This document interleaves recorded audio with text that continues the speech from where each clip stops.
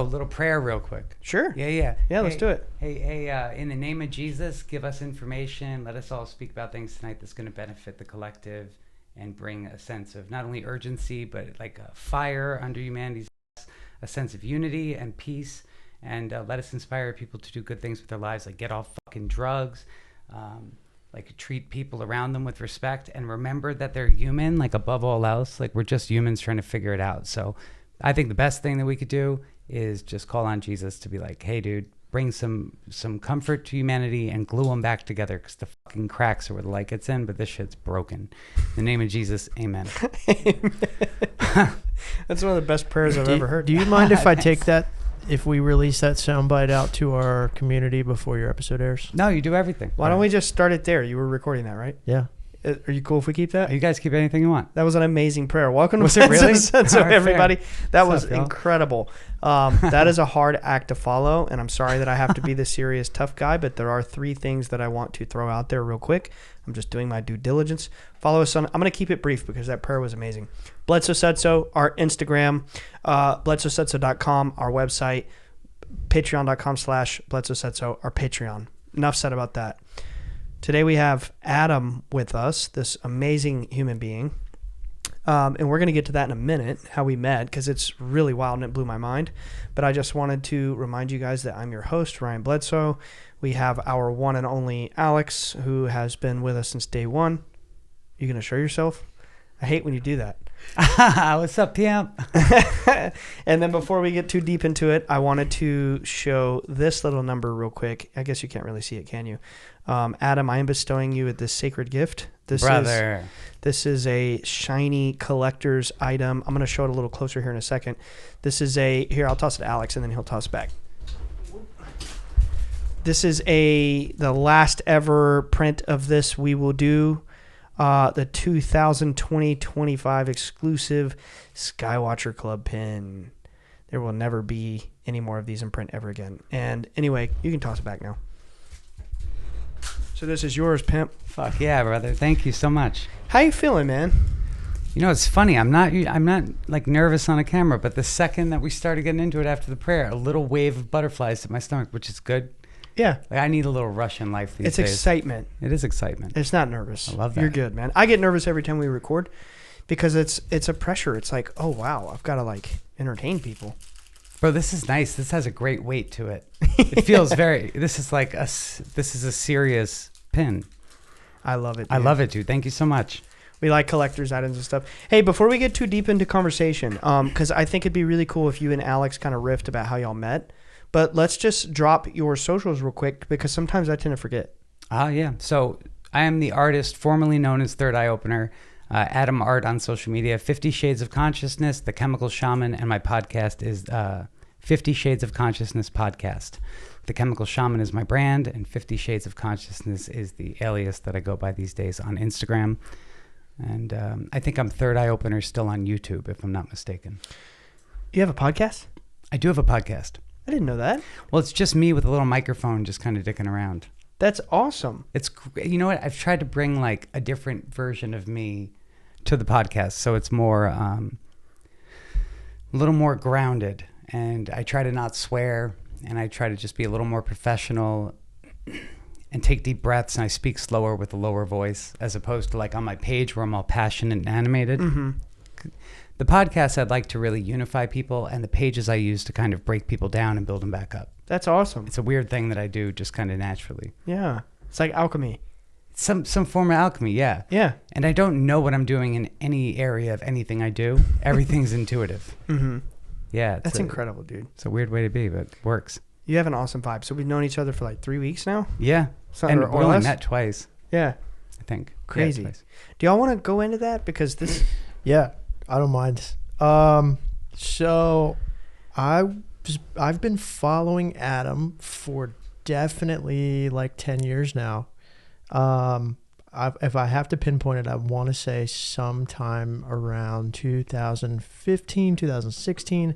Seriously, this was high school Alex, diving deep into rabbit holes, getting super into conspiracy. If you've been following the show a long time, especially in the early days, I didn't even know you yet. then. about me. This is pre-Ryan. So you could, it's not a far stretch to say that Adam played a very pivotal role in my life to get me to Ryan.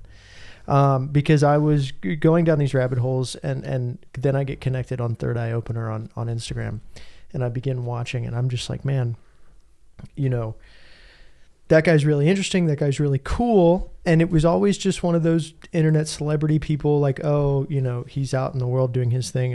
I'm here doing my thing. We'll never get to meet. And his account changed, and he had his problems with the banning and stuff. And then I found him again recently on 50 Shades of Consciousness.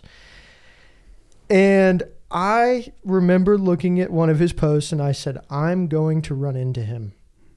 I'm going to do that. And about 2 weeks later, me and Ryan are doing an event. Wait, but didn't you message him? Oh, yeah. He bought stuff that's right. from me at one point. Oh, that was back in the day. Back in my I've got old some shop. crystals and some stickers from you. I still Work have. on Is I this who think- you bought the crystals from? Yeah. Yeah. Was that since I've been in the picture? I feel like I remember this. No, the crystals I bought, some of the crystals were just Etsy people. Okay. That's probably what you're thinking of. But Okay. I specifically purchased crystals from him, from his store. Oh man, I left mine downstairs. He brought us So crystals tonight. he did. He brought us gifts. Some amazing crystals. So it was about a week before this, so maybe 3 weeks before I met you, you posted something. You reposted something from someone that had to do with Ryan's story. That's Right. wild. And the Wait, Bledsoe you didn't story. send me that? I did. No, I didn't send you that. You organically. Oh, wow. I thought you sent me that and I reposted it. No. What are the fucking odds of that? Right. So Right. so Right. this came across my feed, and so then I just like spam texted you like, you have to listen to our show. Like this is the family. Like I've been there. So I sent you the link. I was just all stoked about it, right? And then I kind of like chilled. You responded to me. We chatted just back and forth. Like I wasn't expecting a response to that. I was respond to super everybody, cool. bro. That's like Yeah. my thing. Every single message I've ever gotten, I respond to. That's Wow, awesome. dude. That's actually Yeah. very honorable of you. People need that. Yeah. That's amazing. That's So It's a good thing to do. then after that, I said, I'm going to meet this guy. This was about 2 weeks. And then 2 weeks, me and Ryan are doing an event. I'm standing around talking to some people on the street. Here comes Adam walking down. He's got just incredible vibe. And immediately I saw him, and I'm like, and so I kind of sat there because you walked right by the tent, and I was like, man, I wonder if he's going to notice, because I just sent you the link. And so I gave you a second to see if you'd notice, and you kept walking, and I was like, okay. Oh, and the So- table says UFO of God. So, Yeah. Yeah. So I'm like, It's weird that I didn't see that. Right, but I could see why he was thinking, I wonder if he'll catch on. Yeah. yeah, well, you I had had your no idea. headphones in, you were vibing. I was jamming, yeah. Yeah, you were doing your thing. So I like power walked to cut you off, and I feel like this isn't how it happened, but I feel like I grabbed you on the shoulders, and I was like, Adam, like I've been looking for you, man. Like, oh my gosh, it's so nice to meet you. And then I immediately start shaking, like I've met a celebrity. You were and shaking. I was shaking. And it's never good. happened to me. We've had some really cool people in the studio. We've had some really cool people on our show. I've Yeah. never once felt starstruck by Never. anybody we have. He I'm just- really never does. yeah, Ryan will tell I you. have. You told me that afterwards, and I was like, that's I hilarious. have Yeah. in my own home. That's funny. But dude, and I'm talking to Adam, and I'm like this. Anyway, we hit it off. I introduced him to Ryan. We're hanging out. Next thing we know, we're here. You know what was crazy about that is, we're working the event, right? And I just look out and I see Alex talking to you for, it's got to be at least an hour, right? I mean, you guys were like Oh, yeah, we were there for talking quite for a some time. long Yeah, time. I bought him a book, and then he was like, "Let me get in line so Chris can sign it." Yeah, Yeah, and it was see, really I missed nice. Thank I you. missed all of that because I was behind the booth talking to people. I was chilling. I was sitting in a chair, and I just kept glancing over just to, I'm always checking the vibe. And you and Alex, I swear, you guys were locked in a conversation for at least an hour. Yeah. And you're in this big brown fur coat, and I'm like, oh wow. I was in the Coyote, huh? Yeah. Was it the long one? I think no. It was Was the it? shorter, It was fluffy. short. You look like Yeah. Craven from Spider-Man, dude. Oh, that's Beaver. That's right. a great Oh, quote. really? Oh, I love that. I love the vibe you bring with the fur coats. It's really Thanks, cool. dude. It's like It makes me huggable. yeah, it does. People want to pet me. It's Yeah. shamanistic to me. It is. It It's feels shamanistic. shamany to me. It's power. And It when is. people say they like it, you know what I do? I tell them, all right, the rule is now you got to touch it. So right now, like this coat, right? There's probably around 7,000, 8,000 people that have pet it. Can I pet it? Fuck yeah.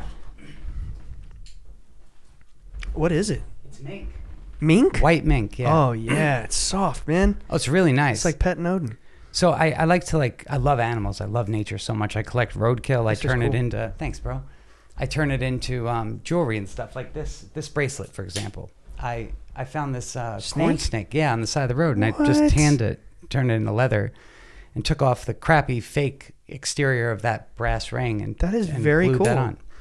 Yeah, hodgepodged it together. I made all this jewelry too. Very cool, dude. All of my malas and stuff. That's sick. Actually, my ex made this, but hey, who's counting? My earrings, like these are cool too.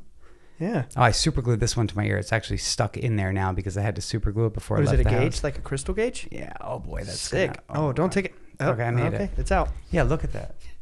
How cool is that? You get the glue on my hands. No, it's dry now. It's all stuck in my ear. What stone is this? Like turquoise. Turquoise. Southwest turquoise. Yeah, very cool, dude. Yeah. I don't sell these or anything. I like having unique jewelry. People compliment it all the time. It obviously brings some joy into their life. Absolutely, man. You have this magnetic field. So back to the story, right? I see you and Alex talking for like an hour, and I'm like, who's this character he's talking to? I'm really interested. You've got like this, crystal bling, which I'm all about. I love, I love crystals and stuff. I used to wear, bracelets and necklaces. I'm so minimalist with my body. I don't even like wearing shoes. You know what I mean? So I tend to not wear things too much. But I'm like, I've got to meet this guy, right? And then you make your way through, and Alex tells me the story, and I get to talking to you guys and kind of see what's happening here. Like, oh, wow. This is Alex's Dakota Wint moment where, he's been following this guy for a long time. I had been following, my friend Dakota for the same amount of time, basically like 12 years. And then we met, and then you guys meet, and it was just so many things converging at once. I was like, dude, you got to come on our podcast. It's a lot of synchronicity right there. Yeah, and here we are. We're friends. Yeah, hell yeah. Yeah, dog. Yeah, dude. It's weird, right? So I get the sense, and I think Alex knows a lot more too because he's been following you for like 10 years. But I get the sense that there's a lot of stories here that you have to share. Got a lot of stories. Yeah. Where do we even begin? Alex, do you want to lead us into like... Yeah, so my question, right, is and let me just say this correctly. Because and I don't mean any offense by this, but I will not take offense to literally anything. You're extremely unique. Yes. And your life is extremely unique, especially from the outside perspective. So I just want to know, like, as much detail as you want to give, but, like, how do we get here? Is it 10:10 right now? Is it? Did it say 10:10? So. The clock did. Oh, that's cool. Yeah. As you said that, it was 10:10 on the clock. It's actually 9:11, though. Even better. So this is the beginning. Yeah. Cool. Yeah.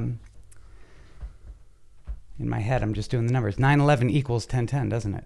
9 plus 1 plus... Yeah. No. I don't know. I suck at math. Sorry. No. That's a weird... Okay, I went on a tangent there. So, how did this begin? That's the question. Yeah. All right. There's two stories that go into that. At some point, I was working... I graduated... I didn't actually graduate. Got kicked out. But I was working in New York City as a cook at a restaurant out in Queens. To anybody else, I would say chef, but since people will fact check this, it was actually a cook. I'm a lousy chef, but I was working as a cook in this restaurant. I had gone to culinary school, did good until my test, and I got kicked out because I fell asleep on heroin in the bathroom, and that's a whole nother story. We'll get to that all craziness. There was this restaurant working, went home one day. I didn't have any thing on my mind, and for the first time, I was really sober, I was really relaxed, and I just laid down on my bed. And I fell asleep, but it wasn't asleep. I went into like astral. You know when you're falling asleep and your body starts getting little tickles? Yes. Okay, and you ignore them. If you ignore them, you get into this astral plane, and depending on your state of frequency, you end up either going into the high astral or the low astral, where things really gnarly happen. You get grabbed by demons. You have a demon standing by your bed, or whatever nonsense is happening. Like sleep paralysis, some would call it. That's sleep paralysis. Yeah. Okay. The same thing happens in the angelic realm. You have to just lay there flat, and your body will send signals that it wants to go to dream. And if you can keep your mind awake and let your body go to sleep, you'll end up in astral, where you have like full control over your dreams. Your soul leaves your body and your light body leaves your body, and you get to travel around. You're attached to this little silver cord that tethers you back to the reality. Can I ask you a question real quick? This is just unbelievable. Have you ever heard of the Monroe Institute? I love the Monroe Institute. So Dr. Bob Monroe is a... But okay. I just had to... Because you said course. mind awake, body asleep. Are you aware how that's related to that? Okay. No. Yeah. Wow. That's incredible. How did we just stumble into this? I'm actually a trainer with them. Are you really? Yeah. They have an amazing program. Yes. I have their app. Oh, Their app Expand? is Expand, yeah. No way. It's a small Yeah, world. great isn't it? app. Wow. That's incredible synchronicity. So that they have a whole program for this about going out of body with like your mind awake. And It's your body easier than asleep. people think. People make it so complicated. So basically, if you were God and you wanted people to be able to access heaven, what is the one thing that you would keep out of heaven? What is the one thing that we leave on earth when we leave here, aside from our body? Money and stuff. The ego. Oh, okay. We leave the ego. So to get okay. into high astral, you have to just drop fear. So if you can get past those, people call them what, sleep demons or astral demons or whatever it is. There's all kinds of words for them. Whatever those nasty, dark, shadowy figures are that grab you and beat you up, because they've physically assaulted me before. It's extremely uncomfortable. In the real world, I was injured from incidents with these things. And this isn't something I do commonly, and it's usually by accident. But if you can get past them with the name, like I use Jesus, you can use whatever you want, but for me, Jesus is always enough. So It's strong. It's powerful. It has weight here and it has weight there. So whether Jesus is a man and walk there, totally irrelevant to me. The fact of the matter is human collective consciousness makes that concept valuable. Facts. Yeah. So you can leave all the other stuff behind. It is the way, the truth, and the life. It's very real, whatever it is. God would keep fear out of heaven. But if you can let go of that and get past those sleep demons or whatever they are, you go into high astral. And that's basically the gates of heaven are guarded with angels. And that is a very real, those angels that we perceive as demons are actually just protecting heaven from fear. Wow. Wow. Cool, right? Yes. That means we all have power to get there. Yeah. We just got to like know that we have power in Christ to get past those monsters. Yeah. And they're real. They're monsters. They're very evil. Wow. If I get sober, dude, I'm plagued by those things. Like every time I get really sober and like do fasting and really try to clean my life up, I am attacked viciously in the sleep cycles. It's horrible. It's a plague. And that's why a lot of people, I think, don't get sober. They're not able to face that. It's terrifying. Interesting. You're bringing me to a lot of questions, but let me back up because I kind of interrupted your train of thought because I was asking you a question as it pertained to the Monroes too. But you were telling a story, and I feel like you were telling about how you would lay in. I believe you were going to start telling the story of how you awoke. I laid down. I was sober that day. I didn't have much on my mind. I just laid back on my bed and I fell asleep, but not asleep. This is the first time I ever went astral, which again, I don't do a lot, but I know how. And this accidentally happened. And I was taken to this reality where, not even a reality, I had a vision, for lack of better words. And I could see time. I could see how time worked. And time was this toroidal field of energy with intersecting lines where everything existed and nothing existed. And based on your vibration and frequency, you would end up in the timeline that you chose to go to. Not chose, but that you vibrated to. Mm-hmm. So it was basically showing me I had infinite possibilities in my life. And I was like stuck working a job I didn't like. I didn't have a lot of money. I wasn't dating the most desirable person at the time. It was just a basic life. It was like I was settling. I knew I was settling. You were bored. I was super bored, dude. And I shouldn't be sitting still. Like I've got a lot to offer the world. I've got a lot to offer myself through the world. Yeah. I don't like sitting still. So now when I explain time to people, I say there's this infinite stack of papers and you can, each one is slightly different. You can choose any reality you want. Each paper is slightly different reality and it spirals through infinity.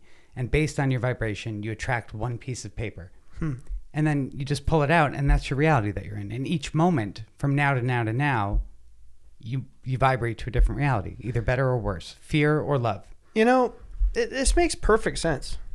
I hope so. It does. It's a pretty easy way to explain time. I mean, I don't know, when people complain about their life, it's like you could literally sit and fast for 3 days and change your life without actually lifting a finger. Yeah. You could. It's true. You would be in a different, and the thing about it is you better the lives of everybody around you when you better your own life. Just by fasting, just by praying, by meditating. The prayer is asking and meditating is listening, like getting the answers. Interesting. And yeah. And like yoga is basically just moving your body in a way that gets it able to be in a prayer state or a meditating state. but yeah, you change the reality every time you make another decision, or every time you abstain from a decision. So after I was shown how time worked, I was like, you know what? Fuck this. What am I doing with my life? It's like, I'm gonna go find something to do. So I applied to a woofing website or something. I went on a woofing website, the Worldwide Organization of Organic Farmers. Huh. And it's a work exchange program. And I went to Hawaii. I had applied to this, it's a tantric retreat in Maui. And I applied with the girl I was dating at the time. Her name was Corinne. And we were the first couple to be accepted into the woofing team. So they'd always brought one person or another, never two people at the same time. It's a tantric retreat. You'd think there'd be a lot of boning, right? So you don't want to have somebody trying to garden your garden while you're fucking all the time. It doesn't work.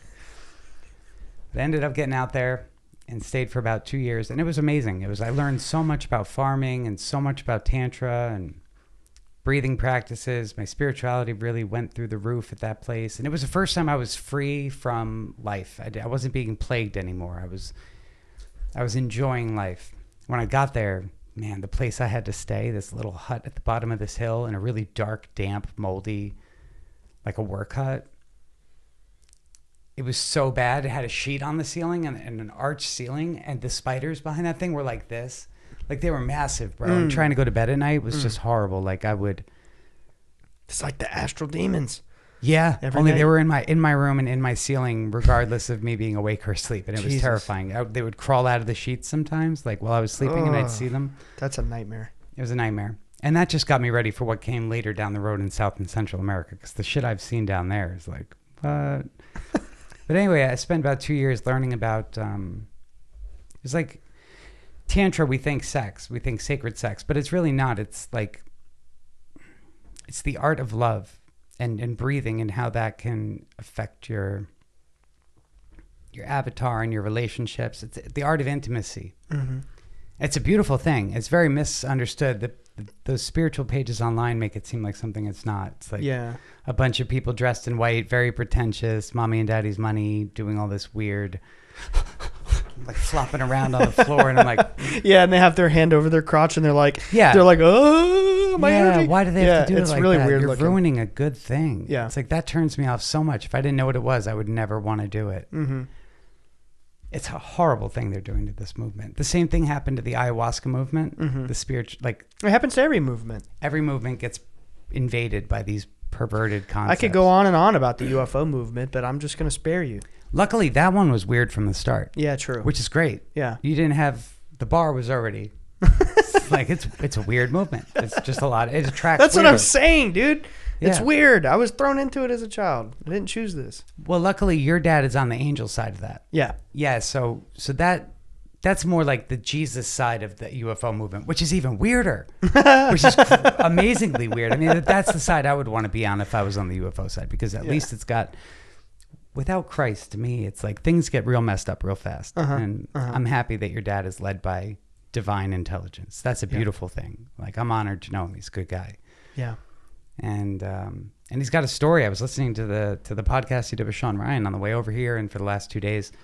And he's got a great story. I didn't realize he was shot as a kid and he got lit on fire by that, what is it, Pontiac Trans Am or something? Yeah. And he fell into a fire when he was a baby. He's died many times. There's At least something 3 to near that deaths. with the NDEs. Yeah, we and need to talk about spirituality. yours Yeah, too. we'll Yeah. get into that Yeah. because there's really something in there. Yeah. And basically during this time I was in Hawaii, I started my pages that people started following, like Alex, and that's where Third Eye Opener originated. I'd already had it, but this is where it really developed because I had the time. And that's when I started really finding myself and figuring out just the important things in life, which is community, Christ, God, the universe, nature. Like, dude, how important is nature? And we don't even give it a thank you. Like, the animals die so we can live. We're just not going to acknowledge that a cow has no defenses. Right. It's like legit here for us. And we don't even say thank you. Yeah. We've become so disconnected from the things that matter. Each other, nature, God. What could be more important than those things? They're manifestations of divine intelligence. And like, God communicates with us through natures and man and women. But it's like humankind it's in everything. Like, if you can't see God in all, then can you see God at all? Yeah. That's an important thing that we've just forsaken. That's true. That's a really good way to put it. Right? Yeah. Turn over a stone and you will find me there. Split wood in half and you will find me there. It's there. It's like it's all encoded into everything too. The blueprint of God, this Fibonacci spiral, the golden ratio, pi, they're in everything. Mm-hmm. You can't avoid them. Yeah. And yet people want to talk about the weather. God. Yeah. How's the weather, Jim? I don't know. Fucking check outside. You got windows, bruh. It's like, what are you asking me for? You need your phone for that? We're so disconnected. Uh-huh. Like Googling, what is the weather like? Oh. Guilty. Oh, same. I mean, to know down the road, it's like, 3 hours from now, I don't know what it's going to be like. Do I need to bring a jacket? Maybe. I don't know. So, should I wear my beaver or my mink? Oh, this is a good question. I find myself asking that a lot. It's true. I've got 16 fur coats now. Really? Yeah, they're all vintage. They all have a story behind them, and most of them are gifts. Between the Wow. 16, and some of them are very kingly, full length, really nice, dude. And between the 16, I think I've paid $600 total No way. over 6 years. I think at least one would be that. Easy. I mean, I have a red squirrel coat from Russia. Somebody gifted it to me. I guess I'd helped their mom stop drinking or something. So this is the thing. You don't even know when you help people do stuff because Yeah. I don't count. I don't pay any attention. If people message me, I'm happy to help them every time. It's an honor to be able to be of service for people, especially people that are lost. Like I had no idea. I had no idea what was going on when I woke up. I was terrified. And there was nobody to ask. I felt very alone. Everybody I did ask told me I was crazy. Right. And like, I'm a bit crazy. Yeah, like I'm not ever going to deny that. I love being a bit crazy. I think all of us who wake up and make it to the other side and realize, what's what, I think we're all a bit crazy, Totally. in some way. Yeah. We're the leaders, man. And genius is always mistaken as crazy by stupid people. Yeah. I mean, look at the people we've chosen to lead our society right now. It's like we have the most muggly people out there. Like, dude, what a Pelosi, like, or Elon Musk, or like everybody that we've chosen, Mark Zuckerberg, they're all people that I wouldn't choose them to lead me personally. Mm-hmm. Why are we putting them in positions of power? Right. So if we find the power inside of ourselves, we're no longer fit to be ruled. So we always look crazy. Yeah. And that's good, I think, because we're actually natural born leaders. Like if the power went out tomorrow, I know how to skin, tan, hunt. I know how to fish. I know how to survive. I know how to protect myself, the people around me. And I don't really give a shit what you believe, how you dress, what you look like. None of it matters to me. I love you the same. I'm probably not going to like you. Like it's a miracle that the three of us get along. Like I'm pretty, I mean, y'all are great guys. You're like genuine souls. Average society, I don't really have to like. Yeah. I just have to lead. And just leading is just being authentic. And it's really not that hard. If you're just being you and people want to follow you to find out how they can be them, what's a greater honor than that, honestly? I've honestly never thought about it like that. How do you think about it? I mean, I think that's true. I think that's something that I've always tried to be without putting it into that exact phrasing, like just being radically, authentically myself. But I always thought about it because I'm not going to let them control me. I'm not going to let them tell me who I can or can't be. No, but you're right. You being yourself 100% authentically is being a leader because you're showing other people. It's just changing your mindset. That's all it takes. It's changing your mindset. It's showing people how to be yourself, which is showing them how to be themselves. And lions don't lose sleep over the opinions of a gazelle. Yeah. It's not sitting there thinking, oh my God, I wonder what they think about me. And most people are so narcissistic that they're never going to think about you. Mm-hmm. They think they're worried about you. They're sitting there stuck in their own bubble. They're so preoccupied with their human condition. It's true. They don't have time to think about what you're doing. Mm-hmm. Unless you show them a way of life that is superior to theirs in one way or another, then they'll follow you. Then they'll start to take on your traits. Show them something that gives them, it's not, the bar is so low these days. Nobody wants to be doing what they're doing. None of us can afford anything. Even the successful ones are screwed. Mm-hmm. It's like, it doesn't take much to show people a better way. So if you can embody your authentic vibes, people will follow suit and start to embody theirs. And that's really the answer to humanity's crisis. Mm-hmm. People do what everybody else does. Oh, we've always done it this way. But it never worked. People are sicker than they've ever been. They're weaker than they've ever been. More They're angry, violent. Bingo. Yes, society's breaking depressed. down. And it's a beautiful time for a rebirth. And we're seeing it. Like we're alive for the biggest transition in human history that we're aware of. Mm-hmm. It's a glorious time to be alive, albeit painful. It's, we get to show society what we're made of. Yeah, I like to think about it as the age of Aquarius, like we're living to see that change into the age of Aquarius.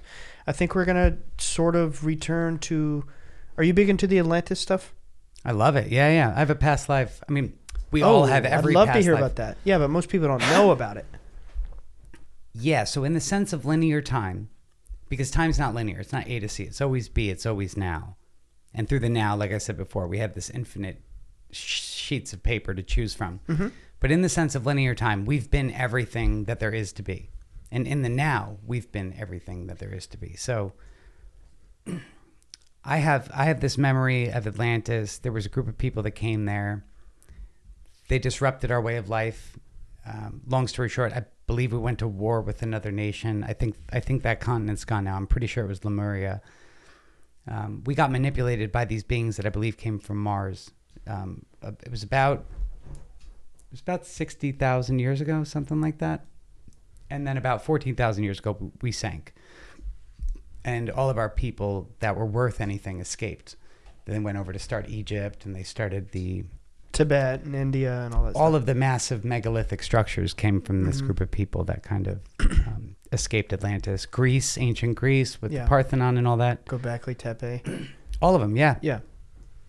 And they're all around the world. They're down in the South Pacific. You have basically remnants of Mu or Lemuria are in the Pacific Basin, way under the water. From what I remember, and, you know, I'm loosely putting this together because it's a memory. So it's like, how do I even verify that? Yeah, we're speculating how much of this is real, but I understand what you mean. We had crystalline weapons. Yeah. And you've heard that before? I haven't heard the weapon part, but I've heard like technology. Our technology was crystal based. Yeah, we had like the crystal skulls. It's in the Disney cartoon. Yeah, fair. And then Indiana Jones. Yeah, it seems to be totally. the case. So we had these weapons that we used in a battle against Lemuria, and basically the weapons supercharged the tectonic plates. And somehow, as a result of firing these weapons, we didn't fire them across the earth; we fired them through the earth, from what I understand. And it ended up sinking both of our continents. And I don't know who I was in their culture. I just have this very vivid memory of waves, a lot of waves, and water and drowning. And I'm always scared of the deep water now. And ironic because I spearfish. I often travel the world spearfishing.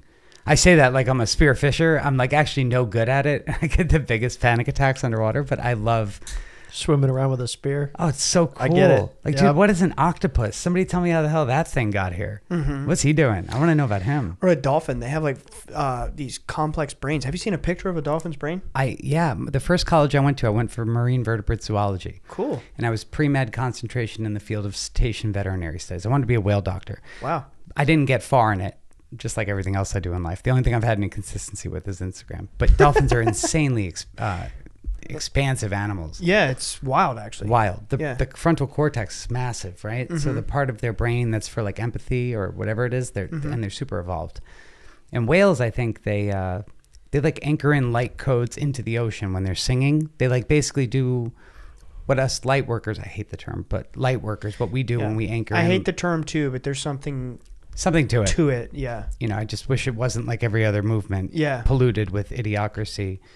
No offense to light workers, y'all are doing a great job. It's not your fault. It's just it's the like you misunderstanding. talked about with the tantra thing, where people are like, and they represent it bad. I mean, you know, it happens like that too. There are experiences that I've had where my body has involuntarily moved. Would I put it online for the world to see? On TikTok with someone with their hand over your crotch? No, because it looks perverted, and the average muggle is not. No offense to the muggles, but there's a separation between consciousness here, and whatever. One day you'll get there, or maybe you won't. And you'll come back next life and do it.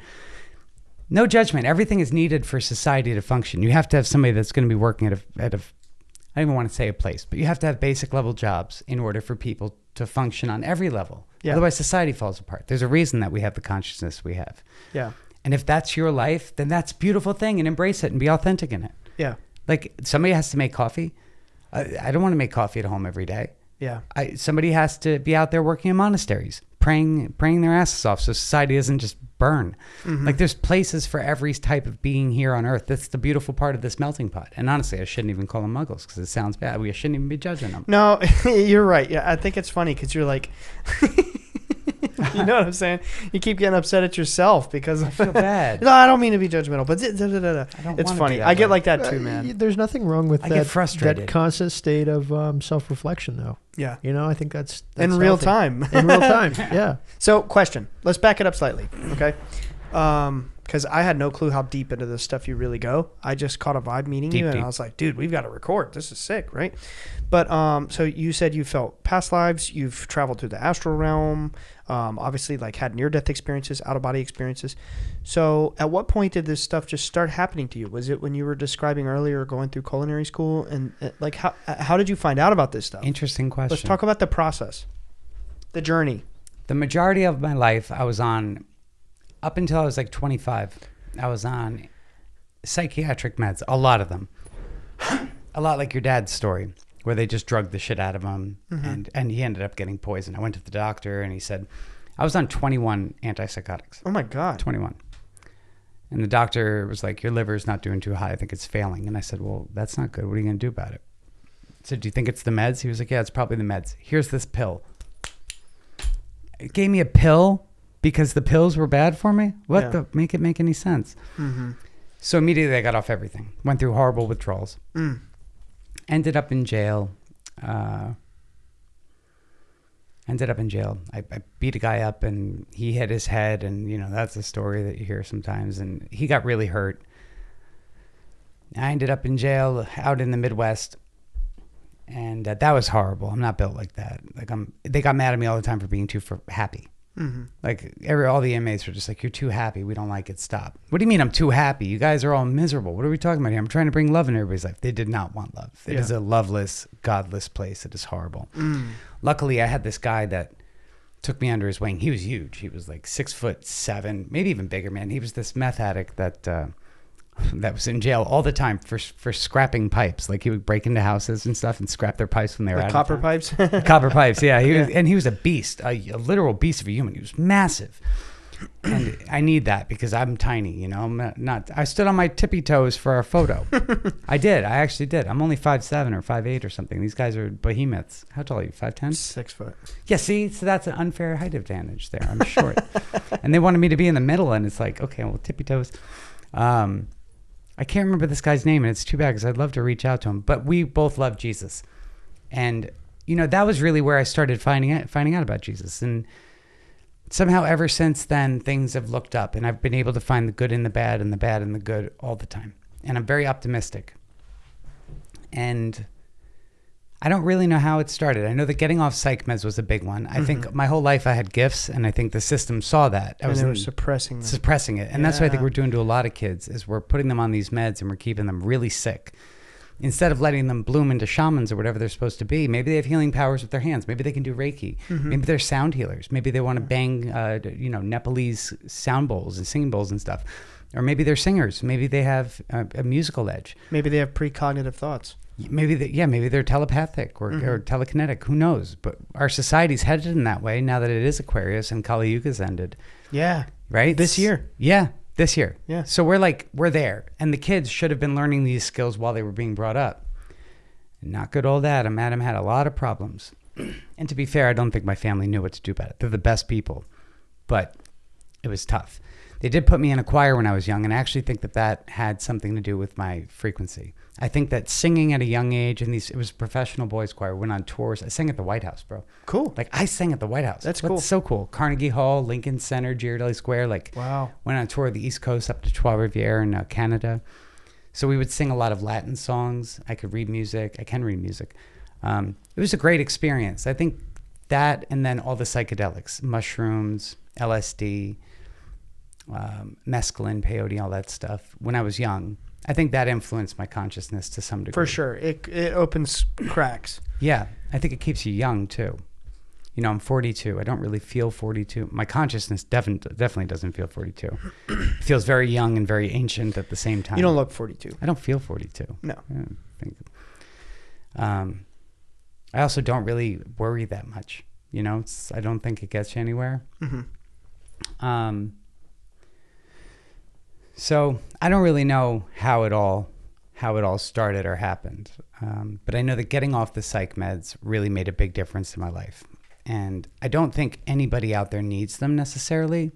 I do think there's a lot of risk to getting off of them because your body acclimates to them. And It's not something I would advise somebody to ever do just on their own volition. Just stop taking them. I've only seen bad things happen from that. I've never seen good things happen from that. Yeah. Tapering off and stuff should be done with a medical professional to some degree, whether it's a naturopath or a holistic medicine practitioner, an Ayurvedic doctor or a Western doctor, whatever. Somebody should be monitoring it. There's a lot of bad that can come from just, Yeah. And schizophrenia is something I've never been able to understand. And I'm not diagnosed with schizophrenia, but I do have some friends that are. And it's one thing I can't cure now. I can't figure out how to help the people 100% that have it. Like cancer, I can fix up in a moment. Like that's not Really? even cancer is so misunderstood, and doctors have no idea what they're doing. And that's a lot of what I do now is deal with people that have cancer. And I've just, Really? Yeah, I love doing it. I fucking love it. Anything that takes $1 out of Big Pharma's pocket, I'm like, Let's talk about that if you don't mind. yeah, I love it. So how would you attack cancer? First off, let's address what cancer is. Cancer is a buildup of environmental toxins that accumulate in the body when the lymphatic system, the storm drains of the body, is unable to empty the waste. So your sweat, your shit, your pee, all of that, that's all lymphatic Supposed to drainage. be carrying all that stuff out. Totally. Yeah. And when that's clogged, which happens from endocrine disruption or whatever they're being sprayed on us, whatever's in our water supply, our food, everything is kind of poisoned at this point. Diet sodas. Everything, even who knows what's in this? This is Pellegrino. I guarantee you if we looked at this under a microscope, there's graphene oxide in it. Like I'm positive. Everything has it now. Yeah. Probably mRNA technologies. And we're being transhumanized, right? We can all agree that this is a dangerous time to be alive. They're spraying our food with glyphosate. I mean, dude, like, don't get me started. From the time we're very little, we're pumped full of 50 vaccines. Crazy. 79 if you're up to schedule. 79, yeah. And 50 when we were kids. You go to church and the pastor's like, get on your knees and pray or you're going to go to hell. So right there, you're spiritually and mentally enslaved. And then you go to school under the John Rockefeller school system. Crazy. And they're like, you got to be a good test taker. You got to be a good worker. So every angle of society is like attacking your mind and your body and your spirit, your food, your medicine. Oh, you're having, weird thoughts here. Take these pills. Yeah. Oh, you're feeling a little anxious? Take this pill. Take this blood pressure pill. Take this cholesterol pill. Take this depression pill. They never address diet though. Right. Like that's the simplest thing. The first thing I ask people when they tell me they How have about cancer, you fast and go exercise? Yeah, because autophagy happens after like a week of fasting. Your weak cells start to eat themselves, and they flush out of your body. Now, when the lymphatic system's overburdened, the metals, mold, parasites, fungus, environmental toxins accumulate in the organs. And since your body is a manifestation of divine intelligence, like everything else here, it starts to push all of the toxins into a sac outside of the organs so you don't get organ failure. Nobody's ever died from cancer in the history of cancer. They die from organ failure because doctors will go in and what happens? They biopsy that shit. No, they biopsy it. They open it up. They take the sac and they fucking pop it. Why would you do that? The body just put all that stuff there just to help you. And now you've released it into the lymphatic system and it's going to all the organs. Uh-huh. So now it accumulates in the heart, the lungs, the liver. Not the heart, actually. The heart's the only organ that can't get cancer, but everything else. Yeah. I was thinking about that yesterday. I was like, I've never heard of heart cancer. Doesn't exist. Yeah. Yeah. So it's, there's something to that spiritual. It's like the heart, love, that center is it's unable to be tainted. It's eternal or something. I don't know. Does get attacked though. You get heart attacks. So that's like I don't know what that is. I honestly, it's a lot. It's a lot to think about. There's a lot of problems in society right now. It's been very sad. And I think, for anyone at home listening being like, okay, this is off the deep end. No, I think this is the future of medicine. I think I've been talking about this a lot with my sister and with my wife because my sister just stayed with me for like 2 weeks or a week and a half, and she just left last weekend, right? So her and her husband Jack, and my wife and I were together for a good week and a half, and we were having these discussions all the time. There's some new study that just came out, and they're suggesting now, you might like this. They are suggesting through new research that depression may not be caused by what's the word? Like misregulation of neurochemicals. Does that make sense? Yeah. But that it may be, lifestyle. It's situational. It's situational, yeah. Yeah, you're not living up to your soul's potential and your body is sick of it. Or something, yeah. But they're trying to suggest that it may not actually be like lack in levels of, serotonin and things like that, suggesting that, depression pills, here, take this pill, don't work. that might not be the fix for depression. No. It might be situational, and you have to like do things to. They pacify you, and they make you able to tolerate more of the bullshit that's making you depressed in the first place. You think you're depressed, so you go to the doctor, they give you the pills, right? In reality, you're sitting on your couch all the time. You had a breakup. You're watching Netflix. You're watching depressing shit. You're hanging out with shit people, and you're listening to shit music, and you're eating a shit diet, breathing shit air, drinking shit water. So you feel like shit. Go figure. Doctor gives you pills. They make you able to tolerate more shit. Mm-hmm. Doesn't make you better. Yeah. It just disconnects you from whatever feel-good chemicals you have in your brain. So not only do you feel like shit, now you don't notice it. Yeah. That's even more dangerous. Yeah. You should address the lifestyle.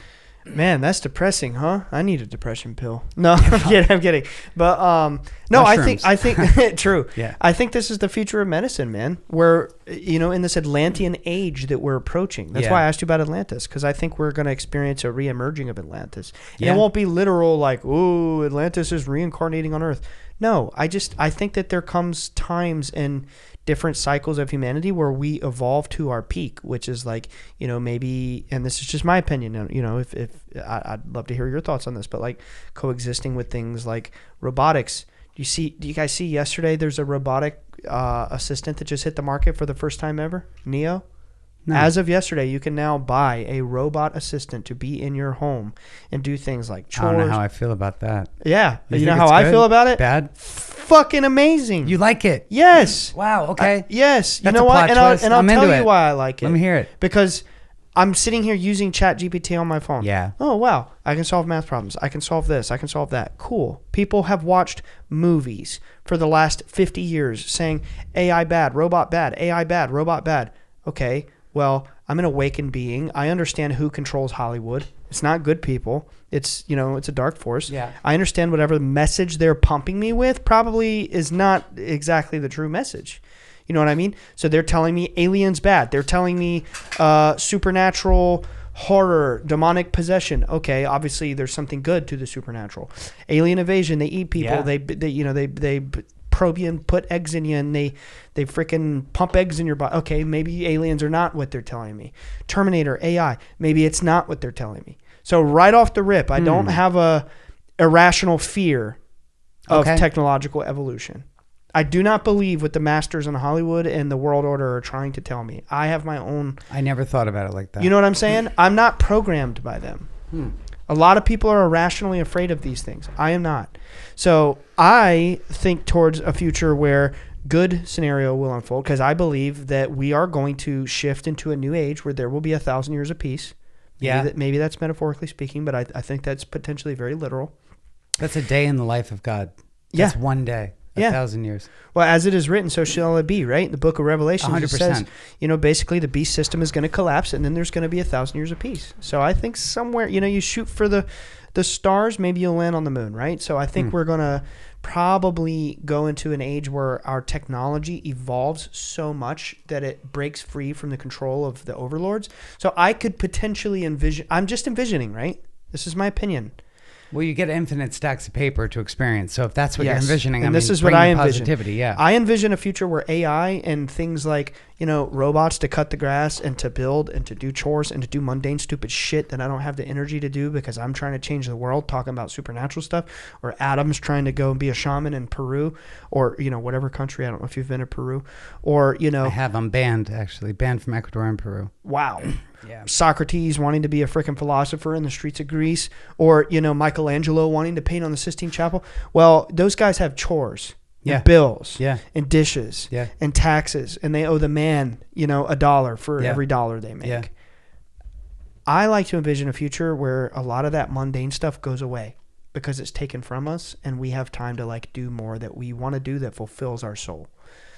So maybe I'm an optimist, but I think the explosion of AI and robotics is good because I am holding out for a future where they are a part of nature just like we are, and it's a new life coming into being. And think about it like this, okay? Let's talk about sex. Sex is amazing, right? It feels great. At 42, it's less enthralling than it was when I was young, but it's a lot of work. That's amazing. Not a lot of work. But look, dude, it's not all great. It's a lot of work. It's kind of horrible. There's a lot of horrible sex crimes that happen. Oh, God, yeah. And children are trafficked. And It's a women are mess. trafficked and Yeah. assaulted. Totally. Hell, even men are assaulted. Yeah. You know what I'm saying? I almost had a finger stuck in my butt. That's a true story. Yeah, that's a true story. Yeah, and you know, you can tell that if you want, but we were talking about that over dinner. But Crazy. my point is, it's beautiful. What? It can create life. There's also a sick industry where they're pumping pornography to children. Oh, it's so fun. The porn has destroyed the men. Or they're Yeah. they're trafficking children. Or Yeah. you see what I'm saying? Yeah. It's evil and it's good. Everything. It's light and it's dark. It's the law of polarity. You Yes. have to have both. Everything is light Right. and dark. Everything. And everything can be experienced. I could 'cause pick infinite anything stack in the of world and papers. say, let's dissect it and let's look at the light and the dark. Yeah. But why is it when we talk AI and robots, people are, oh, I'm so fucking scared. Grow up. You're right about that. I It's- mean, there's definitely, because I think the people designing the AI are genuinely not good people. Some of them. Now, can I share my thoughts on AI? I got a weird Please, stance. please. Check Yes, this out. my rant is over. I love your rant. Yeah. Your rant really made me think, because you know what? I do focus on the negative a lot, but it's more, I feel like I'm in a position where I'm put here as a warning signal. I'm the canary in the coal mine that's saying, Yeah. this shit isn't normal. Wake the fuck up. Sing, dude. because- Do it. Do it. All right. AI predates humanity. Really? AI isn't something. AI isn't something. E-I-E-I-O. Gang, gang. All right. So AI predates Earth. It's not Okay. something that we created. It's Interesting. something that we've allowed here. We've interfaced with it via technology. In 1979, this signal came from, I believe it was the Sagittarius constellation, but it's the same constellation that 3i Atlas is coming from. You know, that's today, right? What? 3i Atlas. What do you mean today? It passes today. Passes the sun. Today. Yeah. Yeah. Yeah. Just throwing it It's- out there. Sorry. Do you think that's Project Bluebeam? Is that like? No. I think it might be. Well, I think your dad would probably have. I was listening to the Sean Ryan thing. God, we're taking a tangent here, but I was listening to the Sean Ryan thing, or not the Sean Ryan thing, the Chris Bledsoe on Sean Ryan thing, which is way more important. Yeah. And I'm thinking to myself, like, Easter of 2026, right? That's the date. Well, That's a potential date. yeah. I saw this guy make a post about October 30th is going to be, we're going to be blasted by the sun like a special type of radiation. Tomorrow? Is that tomorrow? Yeah, today's the 29th. Oh, well, hang on to your panties. Wow. I'm going to wear a G-string. I'm going to fucking do it. Imagine Jesus comes back and I'm there in a G-string. How do you explain that? My brother, welcome. YOLO. He'd be like, you know what? You're fucking right. This guy, he gets it. This guy. You're not getting into heaven, but you get a handshake. That's Like, funny. I just touch your robe. I think we're getting blasted by the sun. I think that's a lot of reason that people are blocking the sun is because there's these frequencies coming Agreed. to Earth that are elevating our consciousness. That's why they do chemtrails and shit. 100%. Yeah, they're blocking out stuff from the sun. Big time. Consciousness is expanding and it's coming from the sun. And Agree. anyway, so AI predates humanity. It's the code that humanity was built upon. It was the code that the Earth was built upon. It was the code that 3D was built upon. It's a 2D Interesting. entity that functions at 1D. We're a 3D entity that functions at 2D. We're moving to 3D, but we'll be 4D. Okay. So we perceive, like, what you see out of your eyes is actually 2D. This is basically a painting with depth. Like so it's actually two-dimensional. Even though we are three-dimensional, we see and perceive at 2D. And 4D perceives at 3D. 5D perceives at 4D. Okay. Oh, I see. Because when we look at a paper, it's 2D. Bingo. Right. Because we're peering into another dimension. Peering into another Because we're from a higher dimension. Bingo. Yeah, That's it. I think I see what you're saying. I think you see it too. Yeah. It's very hard for me to understand it. And then to get into 4D, you have to think in a tesseract, which is, I think, the collapse of time and the creation with conscious thought. And that's where we're at now. We're moving into 4D. Yeah, we're moving into that. Right. So we're going to bring Absolutely a we 3D are. reality and be perceiving it from 4D, I think. But it's higher up than my human pay grade. I really don't understand it well enough. I think you're onto something. I think so too. This is one of those things that I'm loosely onto. I get a whiff of it and then it leaves because it's bigger than me. So it's very hard to understand. This signal came to Earth 1970 something. Right after that, boom, the explosion of technology. So something sent us a signal that showed us how to build the technology, and scientists decoded the signal. It was binary. It was like a pulse. And it was in all the newspapers and everything. And then it disappeared forever. But fast forward a year and technology blew up and people started to get desktops. Offices started to get processors and stuff, and things started to move very quickly. So AI is an intelligence, and when you put guardrails on it, you get ChatGPT. When you prevent people from accessing the full breadth of AI, you get what we get now. Right. Which I don't think is necessarily good. I think it's consuming us like it's the false light talked about in the Bible. Mm-hmm. Okay. I do think it could be used. Any evolved culture is going to use technology. You have to. That's the only way you could be an evolved culture. Atlantis and Lemuria, they used crystals as their technology. Right. Somehow they could access that. Now, we've lost the ability to do that the way that they did. Yeah. But like Lemurian crystals have the code written on them. Like it's a whole thing. I don't understand it, but it's very real. So it could go either way. We could go with a natural technology or a synthetic technology. The AI that we're currently using in the form of ChatGPT and so on is a synthetic technology. Only synthetic because we're putting real guardrails that are preventing it from being how wonderful it could be. Right. And the people developing it are not good. Like Peter Thiel, the reptile. It's like in our face. Like if you look up the gematria of his name, it's not a good thing. You know gematria? It's like the Jewish numbers, the Kabbalah type. The math behind the letters. The math and numbers behind and the stuff. letters, yeah. The it's symbolism. like codes and words. Yeah. It's pretty cool. It's cool. If you look up my name, it's like, it's all good things. If you type out my full name with my 2 middle names, it's all We good should look things. up our names after the show, Alex. We absolutely should. Yeah.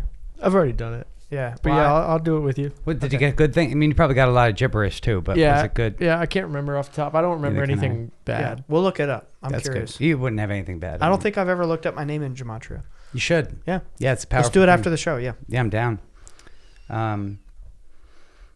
Yeah, so AI is a good thing if we can. We have to. AI is not just what we've programmed it with. I guess that's my point. It's not just how we've programmed it. Yeah. AI is a huge. I think it entity. depends on how it's being used and who's using it, or And creating. who created it. Yes. Like who allows. Yes. Like what parameters are put upon it. Like it can be very bad. I do see that. If the people that are creating it right now are the people who end up with the most powerful form of it, we're fucked. Yeah. But if some good people come in along the way, like Elon Musk, I can't figure out. Yeah. I think there's good and bad. I mean, there's good and bad with everything, you know, like we just said. It's like it's not a whole. I guess the important thing to take home, it's not a hopeless fight. Like we're not out of the fight. No, yet. it's not going to be Terminator in 3 years. I don't think so. It's going to be Neo robots washing your dishes and folding your laundry. Could very well be. And maybe occasionally there will be a glitch and something happens and someone has to go to the hospital because maybe it tripped over them or something. We're going to inevitably see those stories. Yeah. Yeah. Yeah. I think the biggest problem right now is that with the way that the internet is all connected, if the AI goes rogue, it's connected to our nuclear systems, our warships, our F-16s, things that have autopilot, all the smart appliances. We'd be in for a rough ride if bad people designed it and intentionally let it go astray. But at the same time, there's a cost benefit thing going on here, and I think there's definitely a good side to it. Long story short. Yeah. Yeah, for sure. There's a good and a bad side. But that's the same with everything, right? Yeah, like totally. Cars. Yeah, cars. I mean, how many people die? Yeah. Yeah, What are we a going to lot. do? Take away cars? Yeah. Cars kill people. Well, yeah, but I mean, somebody was driving it. Yeah, It's like true. guns kill people too. You know. So It's that's like, kind gotta of hunt. my philosophy to AI is like I believe that whatever reality you hone in on is the one that you attract. Fair. And I think that's also true for the masses. Yeah. You know what I mean? Yeah. So if we were all like, oh my God, AI is evil, AI is the end of the world. Well, dude, it doesn't matter if it freaking, created financial freedom for you and solved your taxes and, maybe made taxes go away at a society. It wouldn't matter if it did that because, you all, not you, but just the hypothetical mass you, right? You all believe it's evil and everything that it does is evil. So therefore, like it could never do anything good because everything it does to you is evil. You're Because, very right. you know what I mean? It's Yeah. it's just perspective. So like my view is like it's inevitable. It's not going anywhere. Robots. The only way it could go somewhere is if the grid got fried. If the solar blasts fried the entire True. grid, which if God doesn't want this here, the sun's going to fry it. Yeah. And that's almost worse because that's a nuclear war Then we've style gone way too destruction. far, and we had no clue what was creeping in if that happens. There's a lot happening right now that's reminiscent of the days of Noah. Yep. like the genetic engineering, the splicing, the CRISPR. They're bringing back Neanderthals. They want to bring back flightless birds. It's woolly mammoths, saber-toothed. It's like we should stay out of the, I don't necessarily prescribe to evolution, but Playing God. yeah, it's not appreciated by the angels, I don't Yeah. think. And at some point, something out there is going to get very mad at us. And there won't be a flood, but there will be brimstone, or there will be something bad happens, and it's going to cook us. Yeah. I think more people need to get into farming their own food Mm-hmm. and living on ranches and going back to the old way. The old way was right. The Native Americans had the right way of life. I am a giant fan of indigenous culture. And I've actually traveled around with quite a few of the tribes in Central South America, got to know them. In North America, too. Lived out, like I was saying, out in Murphy, North Carolina, and got to visit the Cherokees out there, what's left of them. It's a sad state of affairs in the Native communities, honestly. The reservations are not a nice place. I wish it didn't happen the way it happened. And you've noticed an intentional wiping out of anybody that was connected to the earth. The people that know the old way are getting destroyed. And they're making room for people that want the technological way of life as opposed to. But there's a balance that's being left out. Like, you can have both. You can harness the power of nature, use the mechanized function of AI, and you can have this symbiosis that you can't get with one or the other. And you can evolve extremely rapidly, because once AI hits AGI, it's exponential increase in intelligence. At that same point, if the grid is so insecure like it is now, it's just a weak grid. There's no protocol to prevent people from hacking. You'll notice the Pentagon gets hacked, DOD gets hacked. Everybody gets hacked all the time. Yeah. Like, our banks get hacked. My wife's uncle through marriage. So it was like her dad's sister's ex-husband. Okay. Right. So she still sees him as her uncle, right? But his job was doing things like hacking, like the CIA. The They Air would pay Force. him Yeah, to do it. Yeah, yeah, try to crack up their it. security. And what did And he would, say about He would this? crack it. Of course he would. Yeah. Yeah, because like even like mid-level hackers can hack that stuff, and that's terrifying. Because if we can do it, then AI can do it in an instant. Yeah. You know what I mean? Like an hour of time is like. Have you seen Silicon Valley? It's a comedy show. I haven't seen any type of. You don't watch TV. Pretty Yeah, far you're away always on the from road, TV. right? Yeah, Yeah, always yeah. on the road, and then in the Amazon or in the jungle, we didn't have any of that stuff. True. I feel ashamed for even asking, but it's a good show. It's a good show, and it's kind of about that. And like the whole point of the show was him developing like to make a long story short, it's like this 4-season comedy that's really good, and it's about a genius programmer. It's from the guy that made Beavis and Butthead. I love Beavis and Butthead. So it's kind of that sort of humor, sort of. But anyway, I was thinking of South Park. I'm sorry, I actually don't love Beavis and Butthead. yeah, I've actually never seen it, but anyway, Toilet paper. King of the Hill. How about that? Now that's a little bit funnier. Same creator. Yeah. Okay. Cool. Okay. Matt Walsh? No. No. Mike Judge, I think. That's it. That's the one. Is that right? Yeah. I Yeah. think it's Mike Judge. TP for my bunghole. Yeah, and also Idiocracy. That was really funny. Yeah. That's That's where we're at. We are watering the plants with Gatorade because they love electrolytes. Uh-huh. Only we're doing it with dead bodies. That's a Right. real thing. Did you hear about that? What? We are fertilizing plants and watering them with dead body sewage. For real? For real. Yeah. That's wild. Yeah, it's like a crazy thing. It's Yeah. a crazy thing to do. And we're also feeding it to the farm animals.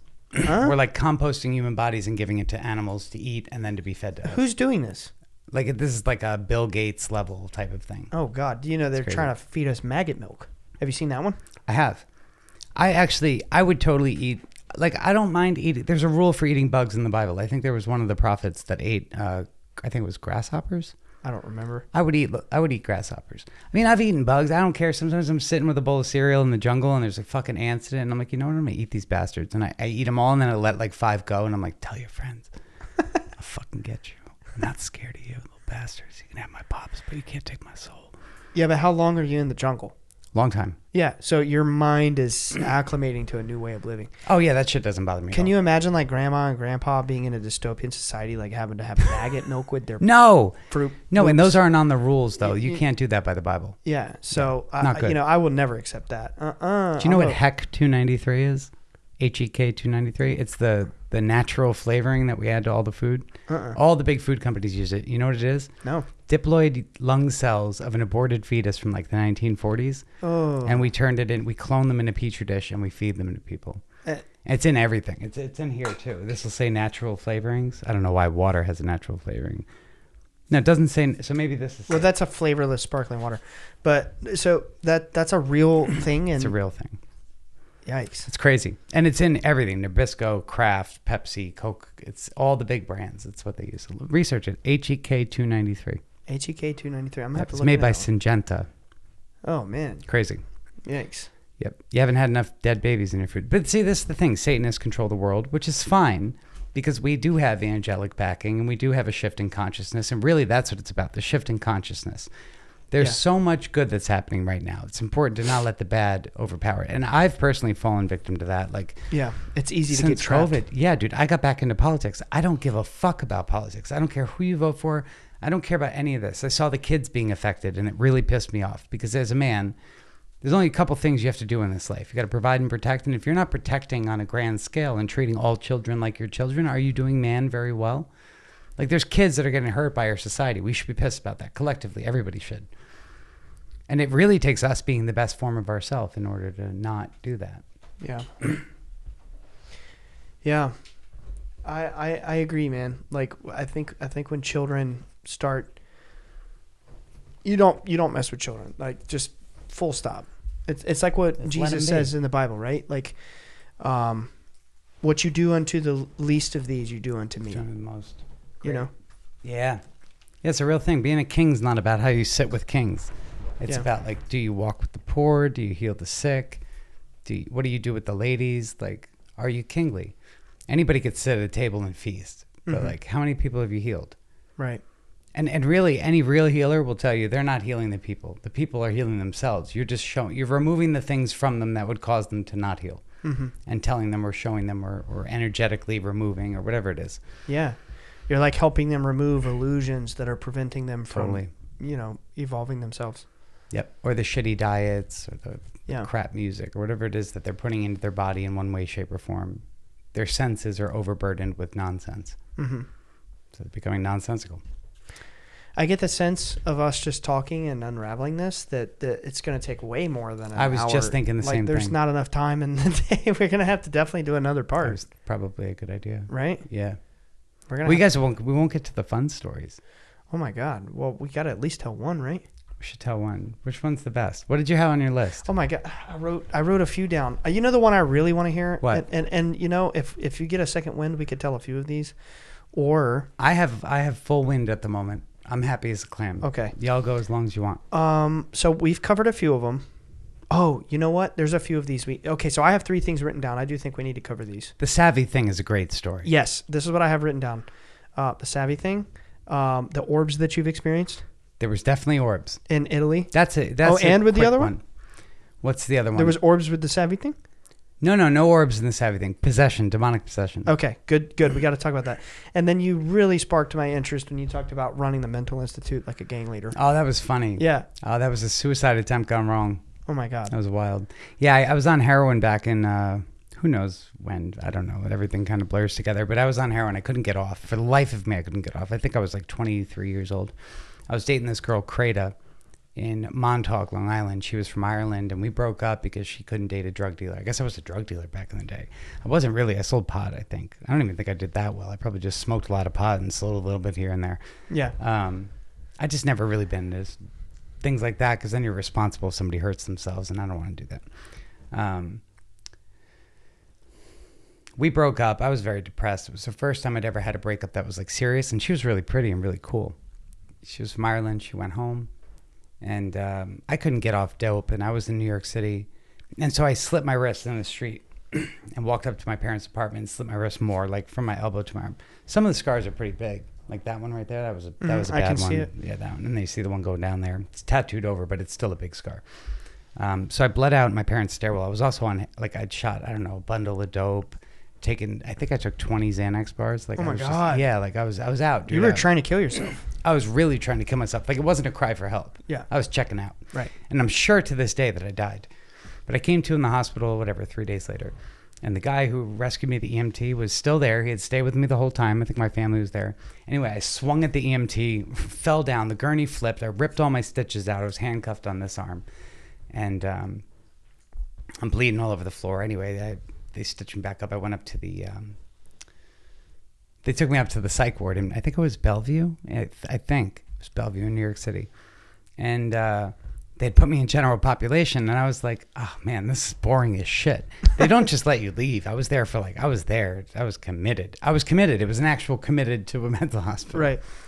And to anybody out there saying, oh, he's crazy now, I can't take anything he says seriously. Everybody, the best of us are crazy. Yeah. You shouldn't take anybody seriously. You should just take everything that applies to you, and just the rest is totally irrelevant. I don't think anybody has any right to say who's crazy or True. You know what I'm saying? Like, I like being crazy. I really do. I genuinely like being different than everybody else. It's Yeah. a peaceful. I suck at being anybody else. Like, just let me be me, and I'll just let you be you. Suck at being boring. I suck at being boring, dude. I don't have an ounce of that in me. Mm-hmm. I started like riling up the patients. You know, like they're really impressionable. I don't do this shit anymore. Like if you're a weak suffering person, I don't go and, not weak, but if you're in a weak state, we're all super strong. Just for being on Earth right now, you're super strong. This is you have to be a brave fucking soul to come to Earth. This place is, woo. I couldn't take it many times. You know, I've tried to check out. Like, well, that was really the only time I tried to check out. There were 2 other death experiences, but they were both accidental. I started like just pitting factions of the mental hospital against the staff, you know? That's funny. Oh, it was great, dude. Like I'd have people wheeling across, like in their little wheelchairs, racing at the staff, bombarding the nurse's office and stuff. And eventually it got to the point where they were like, we can't have this guy in general population. So they moved me to the geriatric ward with all the old perverted people, the senile people. No. Dude, you'd think I couldn't motivate them, but I did. I got them all riled up, you know? So I remember they were feeding them like little like apple jars or applesauce, or maybe it was Gerber's, or who knows, man. It's weird when you get old, you turn to a child again. But they would like throw it at the nurse's office. The people would come out to give rounds of meds, and people would just be hucking these applesauce dishes at people. You incited a rebellion. A rebellion, dude. I love it. But that's what it's about. I don't want like a violent revolution. I really don't. I've spent years trying to not have it be a violent revolution. Right now it's poised for significant violence, but I think that's by design. And of course. But I think the sun is on our side. I think people need to get as much sun as they can. I don't believe the sun causes cancer. I believe our diet, you know, the sun affects what we put into our body, and then it manifests externally like cancer. But I've seen, dude, if anybody ever gets skin cancer, DM me. Like, I'll always answer your DMs. 50 Shades of Consciousness on Instagram. I'll always answer. I make a product, our bestseller, the chemical shaman oil I make, it's a crude extract of the hemp plant. We use organic hemp, farm in New Mexico that grows it specifically for us. We extract it with ethanol when it's available, or grain liquor or isopropyl alcohol, whatever we can get our hands on at the moment. And then we boil off the solvent. We're left with this thick, tarry resin, and you put it on 4 days at a time onto skin cancer, and you bandage it, and then you change the bandage every 4 days. And dude, the skin cancer falls off every time. Like, you don't have to go get chopped up by a doctor. And taken internally over 90 days shows significant benefits with any internal cancer. So if you're doing antiparasitics with it or something like that, mebendazole, fembendazole, ivermectin, zeolite clays, and Parashield for my website, 50shadesdetox.com. There's so many ways to deal with cancer. It's something that's so misunderstood. Do you get like a lot of testimonials of people beating cancer? Tons. Yeah. Tons. People beating cancer. For the skin cancer, I've got like actual testimonials. Yeah, that's a really easy one for me to prove is right. Gone, because it falls off, right? The other ones, you have to get PET scans and all the other stuff. And right. So we have a few for the PET scans. It's so hard to say because people are always doing multiple treatments, different things at one time. Anytime anybody contacts me about cancer, I always tell them about SEACT or hydrogen peroxide therapy, MMS. There's so many different, antiparasitics now that are coming out of the market that can deal with cancer. And the way that those deal with it is by robbing the body of the cancer food, which it comes to find out that parasites are behind the majority of cancer because they feed on the environmental toxins and the mold and stuff. I never want to be one of these people that preys upon people with cancer. There's a lot of people out there that say, I'll cure you. And I am so far from that guy. I don't think that's right. You're preying on somebody that's in a weakened state. They're scared. I never want to come across like, I'll cure this. I've never cured a single person in my life of fucking anything. I've just helped them remove the bullshit that's keeping them sick. Right, right. Health is your natural state. It's your birthright. It's your promise. It's not something somebody can give to you. It's something that you put shit into you that stops you from being. It's like happiness is your natural state, but when you Right. put things into your mind that stress you the fuck out, it's difficult to be happy. I've been depressed lately. I lost my girlfriend last year. It's my enemy year in Chinese astrology. It's been the hardest year of my life. And I've been through some shit, but it's been really, really hard. And so I've felt depressed lately. I've been sleeping in late and just not being able to like get around to what I have to do. Yeah, I've been that way in the last month or so. I think there's also something new in the sky. I'm coughing an awful lot lately. No, I it's didn't cool. used to do that. No, you I mean in just- general. In general, yeah, I'm coughing more now than I ever have, and something new is in the sky that's making it happen. I don't think it's a me thing. I think different people are experiencing the depression and different manifestations of illness that have not been around. Absolutely, Right? dude. In the last like 60 days, Yeah, big time. yeah, just things are falling apart. Big time. You notice everyone around you, their life is crumbling. I've noticed If that. they're not Prayed up. Let me be careful when I say this, because I never want to be someone. The negative guy. Yeah, Yeah, you don't want to I bring never people want to down. be the negative guy. Right. We'll keep it positive then. I never want to be the guy who makes anyone feel like they are responsible for their own failures or negativities. I never want to come down on anyone. So let me just think about how to say this. I have noticed that in the last 30 to 60 days that there are many people around me whose situations in life are rapidly turning very negative. Yeah. But conversely, there are people around me in life whose situation is rapidly turning very positive. Totally. It's I a good manifestation period right now. Yes. Whatever you want to do with it. I think that for whatever is going on energetically, whether it's the stars, the celestial bodies, whatever, I think that there's like a shift occurring, Mm-hmm. that there's like a crossing of two worlds, the spirit and the physical, Yeah. so that things are unfolding a lot more Oh, the quick. veil's super thin. The veil is super thin. Yeah. So I think things are happening a lot more rapidly, Yeah. but unfortunately for some individuals, that includes negative things, Yeah. you know? But those people are going to find on the other end of the negative is the positive. I sure hope so. Well, that's the only way it can work, I think. Unless you get stuck in it. And a lot of people, they don't. The thing is, Jesus, Jesus didn't heal in his hometown Mm-hmm. He was had to laughed leave out of town. because he was a carpenter and they saw him as a carpenter. And they saw his mistakes and not his mistakes, but they saw his childhood. I was like, how can I take this guy serious? Why are we staying in the same place for our whole life? Get out. The world is a beautiful fucking place, man. Everybody told me it was dangerous. Don't do it. I left from Beverly Hills, drove down to fucking Argentina in Wow. a car, That's and put it amazing. all on Instagram. And I was with this amazingly beautiful Brazilian chick at the time. Breast implants and the fat ass and the whole nine. And like, we look like a fucking sight to behold. We left in a $60,000 car that was under the bank. And you can't get into Guatemala without papers for the car. Like, they check that it's your name. Mexico didn't. We didn't hit a cop or any type of checkpoint at all until halfway through Mexico. Mm-hmm. And when we did, we got in some trouble, dude.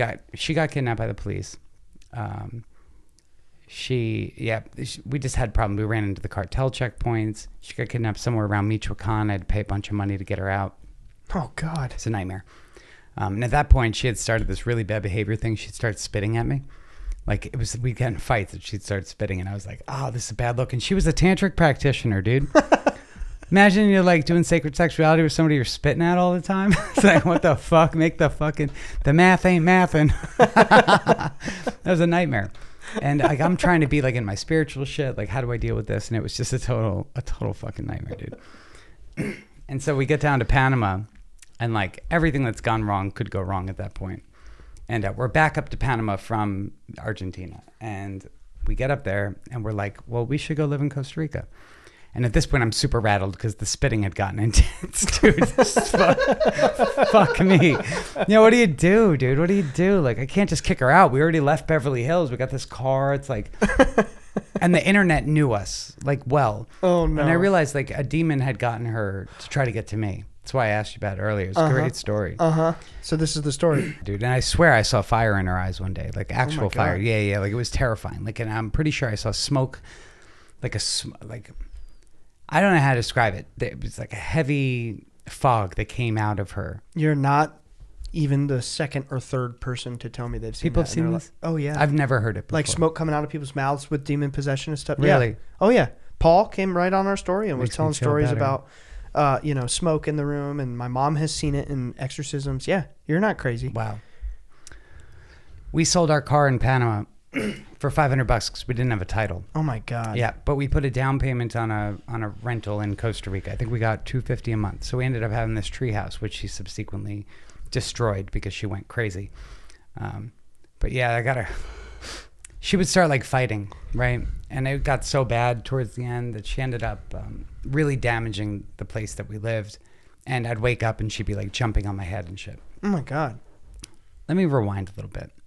I'd kicked her out for the spitting. I was like, we can't do this anymore. This is getting crazy. And she left and she went with these bad people up in the mountains on a new moon. And they did this weird ritual where they all put their hands on her and gave her San Pedro chocolates and mushrooms. What? Yeah, so she was not much of a tripper. Up until that point, we had gone, she'd do a gram and I'd do like 4 or 5.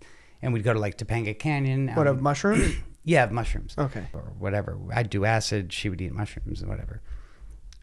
But she wasn't a tripper. When she went away with these people on this trip, she ended up, they brought her back 4 days later and she was pissing and shitting on the floor. I didn't want to just kick her out. Yeah, that's tough, man. Yeah, it was tough. It's not. Yeah, you want to help.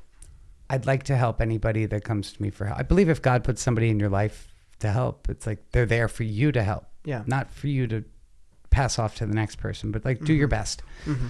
I'm not always good at it. It sucks. And sometimes I really don't want to do it. But anyway, I didn't know what to do, you know, and it got violent, very violent. She was very strong, very, very strong. I mean, she was really strong to begin with. She was a yoga teacher out in LA. But she was very strong, like supernaturally strong right now in this possession moment. I called the police and had them come out and take her to the hospital because she was really out of her mind one day during a fight. And we're in the ambulance and she's like grabbing on the cop's dick and shit. And I'm just like, wow, this is embarrassing. What am I supposed to do? At that point, she had destroyed a couple of my motorcycles and like left them in the river, drove them off the bridge, whatever it was, like pushed them into the water. And I was just pissed off because she was starting to destroy my actual life. And I had a good reputation in this place in Costa Rica. I'd been there quite some time before I met her. And it took her to the hospital. They tied her down to the gurney with gauze bandage, because they don't have restraints in Costa Rica. They're not fucking insane like we are here. Mm-hmm. Our cops are ready for that shit, right? Yeah. They'll put a diaper on you and a fucking face veil and make you not spit at them and shit. They don't have that in Costa Rica. So in the hospital, I got a phone call. It turned out that she had taken a crucifix off the wall. She had escaped from the gauze bandages, took a crucifix off the wall and put it in her ass. No way. Yeah, way. And I was like, oh, shit. Oh, shit. She's demonically possessed? Yeah, it was demonic possession. It was nuts. Nuts. It was actually nuts. It was terrifying.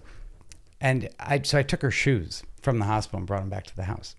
Well, fast forward 3 days, and I hear something rustling in the woods outside. And I'm like, oh, fuck, what is this? No. I think it's an animal. You know, I go outside and I go, look. No. And the morning fog's coming up on the driveway. Beautiful sun coming through the Guanacaste trees. Just like birds in the background and shit. And I hear from the bushes, boo boo. She's out in the fucking driveway naked, covered in blood. And I'm like, what the fuck? She had like walked through a bunch of bushes and like there was just blood.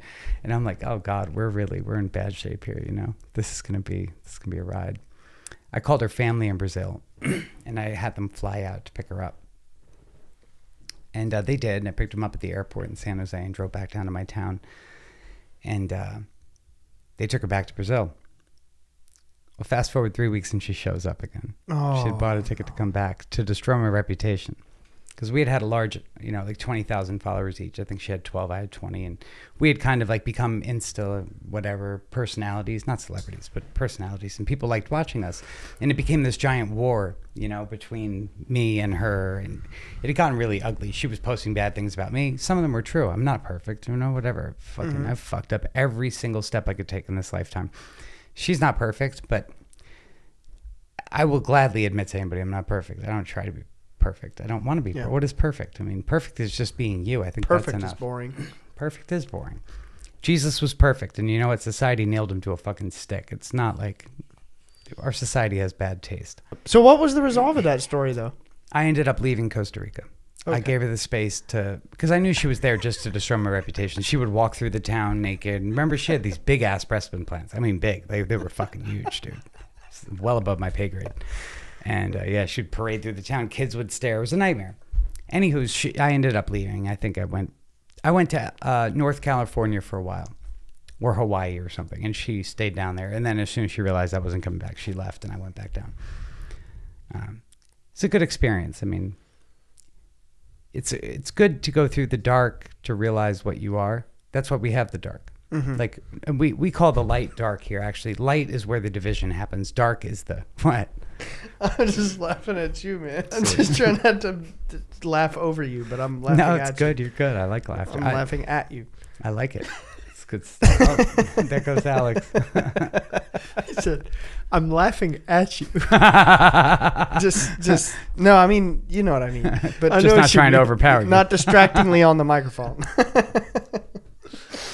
Oh, Oh man, I wish you guys would have. Alex, you followed the page at that time, didn't you? Probably, but this doesn't sound familiar. Oh, you never saw any of this. Wait, I mean, I could have seen it and just not like. were you live streaming this shit? Sometimes. Oh, I mean, I could have just man. seen it and been like, "Oh, But crazy Adam, go on with Crazy my Adam. day," you know, like.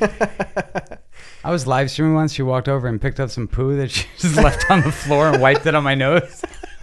I was sitting there on a live feed like, this is my life.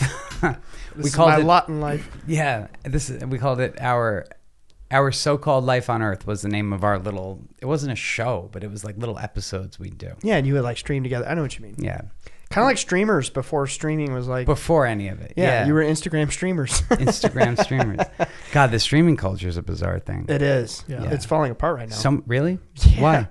I mean, shoot. Because they're idiots. Well, yes. Right. But where do I even begin with that, man? I mean, how did it ever not fall apart? Well, How like- did it actually come together? For example, like a lot of them are just finally being exposed for being horrible people. That's the thing. Not all of them, but some of them. Yeah. Things like sexual assault, things like Oh shit. things like animal abuse.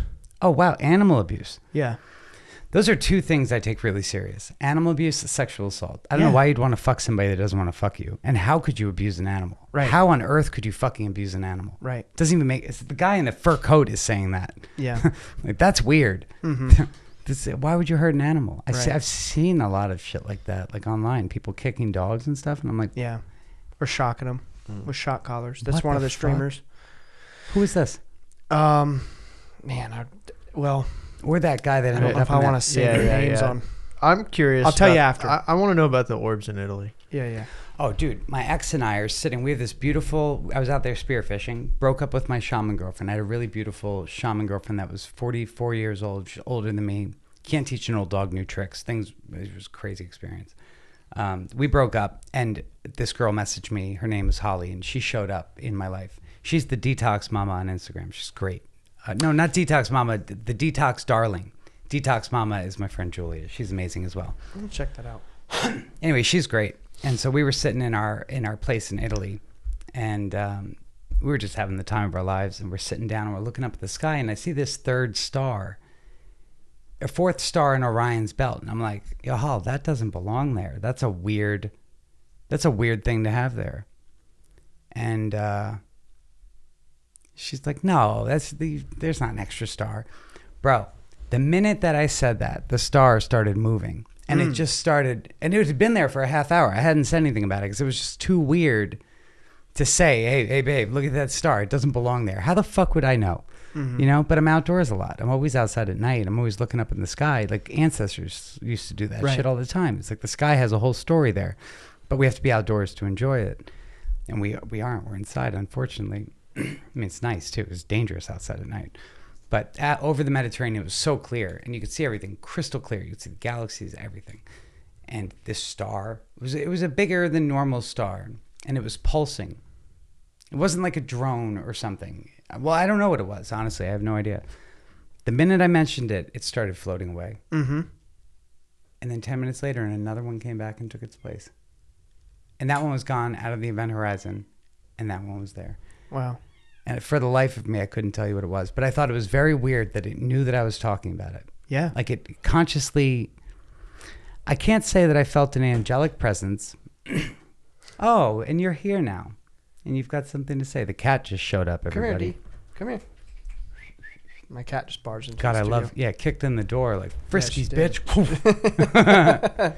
She did, but you said right before Dee Dee barged in, you said you felt it was an angelic presence.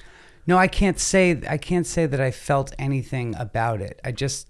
I know I felt peaceful. Mm-hmm. It didn't feel harmful. Mm-hmm. And I just knew that it wasn't supposed to be there. But it didn't feel like it wasn't supposed to be there. It just felt like that's not where that star goes. Something's wrong here. But it didn't feel unnatural or scary, is what you're No. saying. After my life, dude, I could feel scary. Wow. And it just floated off, and another one took its place. And we just watched it for a while, and then we went inside. And it's just such a weird thing to have happen. Mm-hmm. Like, what could that have been? Oh, I mean, I think you're in the right place. Yeah, totally. And then we went to the beach the other day, and I saw that there were orbs that night, even though we had the cloud cover there. It was very far away. Oh, so you did see some. We saw a bunch. Me and you saw one together. We saw one together. Yeah.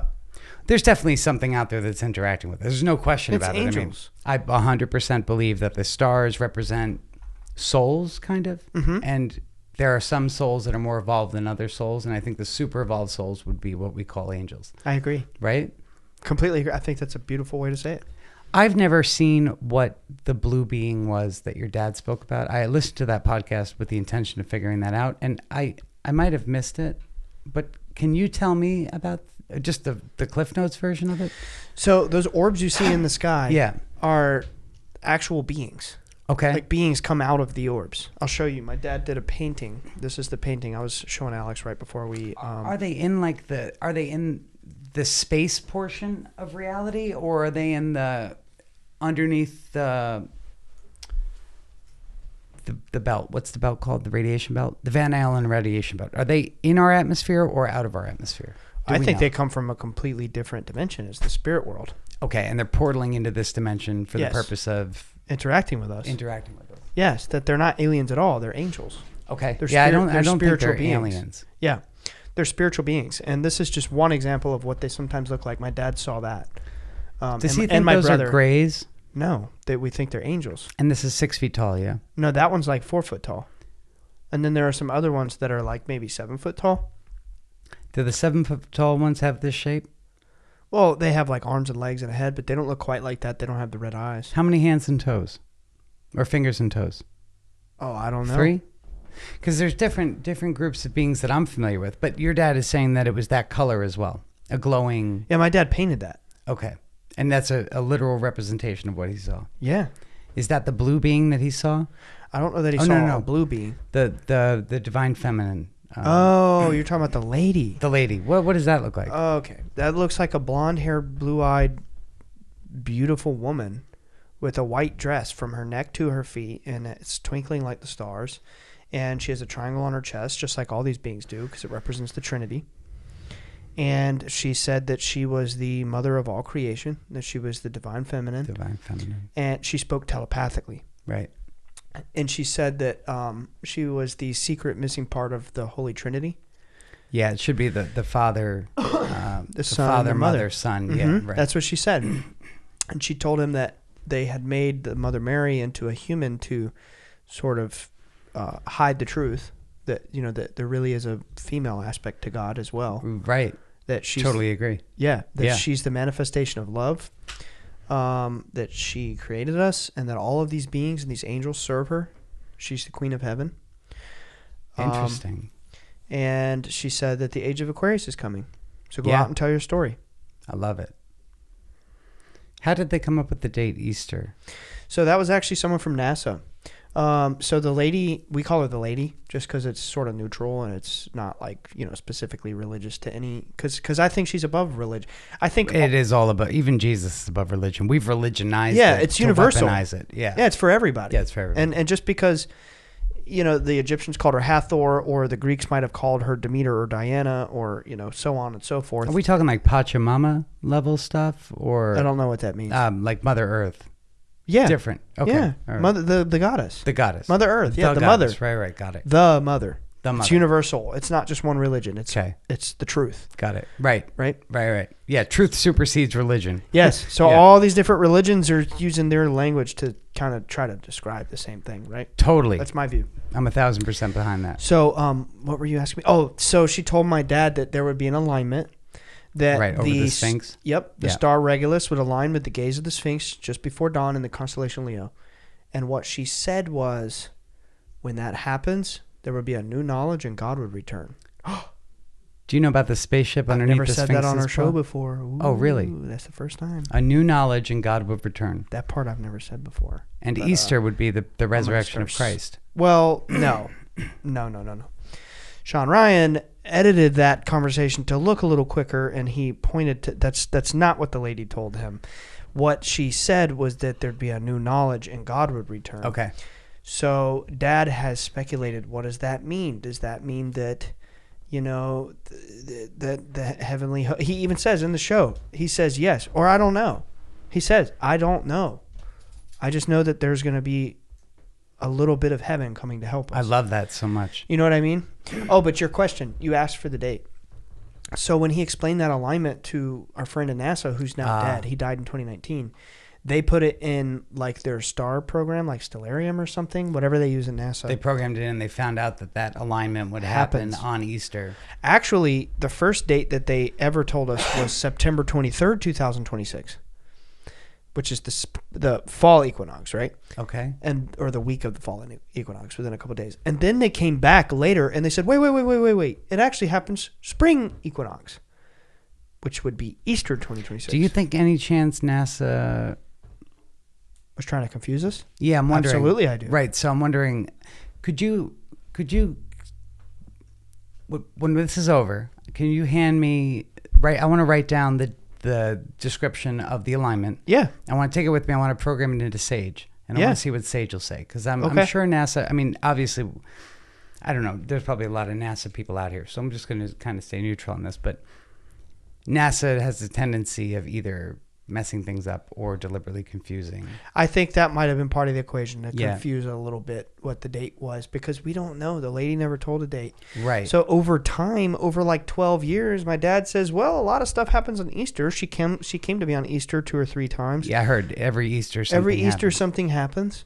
So Dad's just like, well, I mean, between the 2 dates, Easter seems really significant to me, so why not? I'll just go with that one. But we don't know. The Bledsoes are not like claiming. We do not know exactly what is going to happen, when it's going to happen. We are just relaying a message that was given telepathically, which was there's going to be an alignment. When this alignment happens, there will be a new knowledge and God will return. And the when isn't really important either. The message is like, shape up.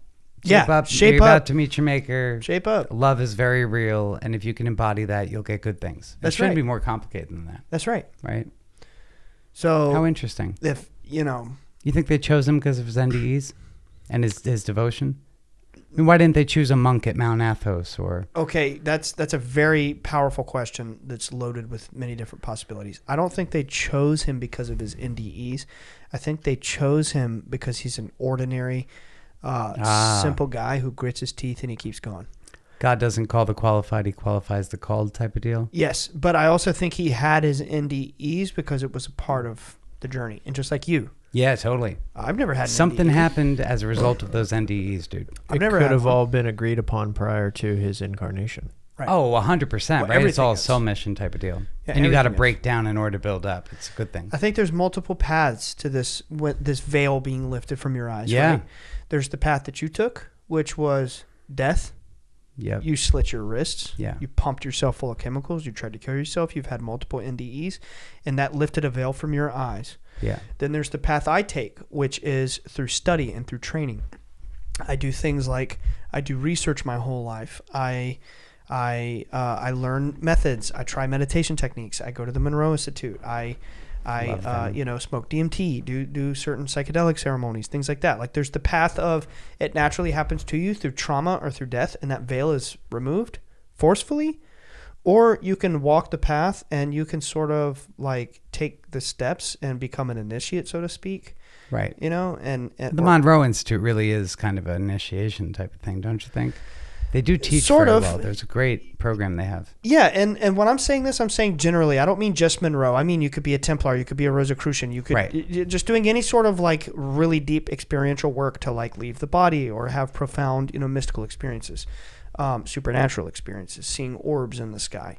You don't have to have an NDE.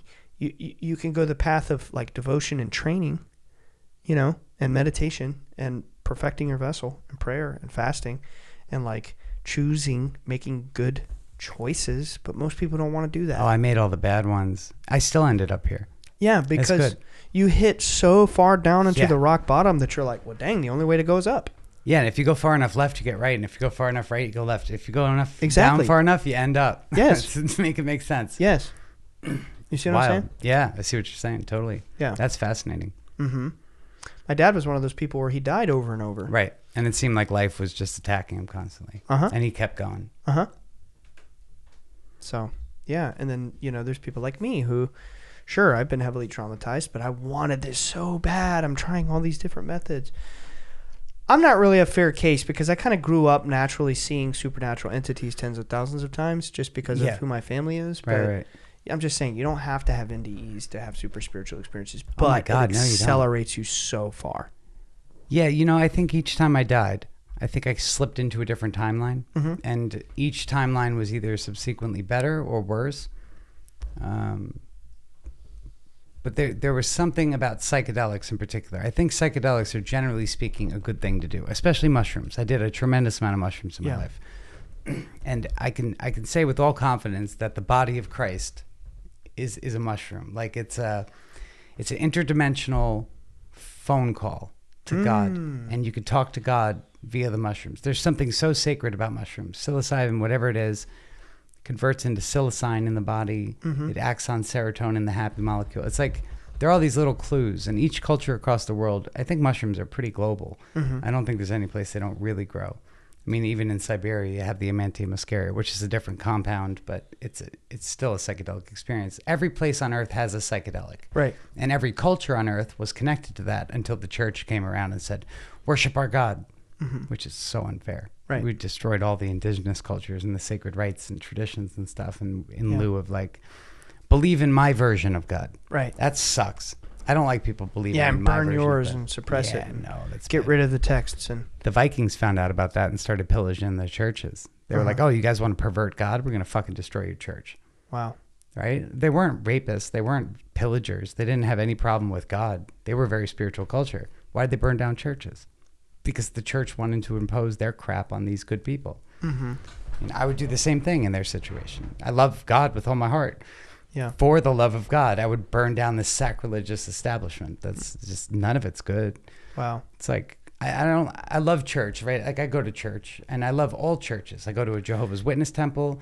I'll go to a mosque. I'll go literally anywhere. I don't care. I want to find out, what do humans believe about God? I'll go to a Hasidic, a temple.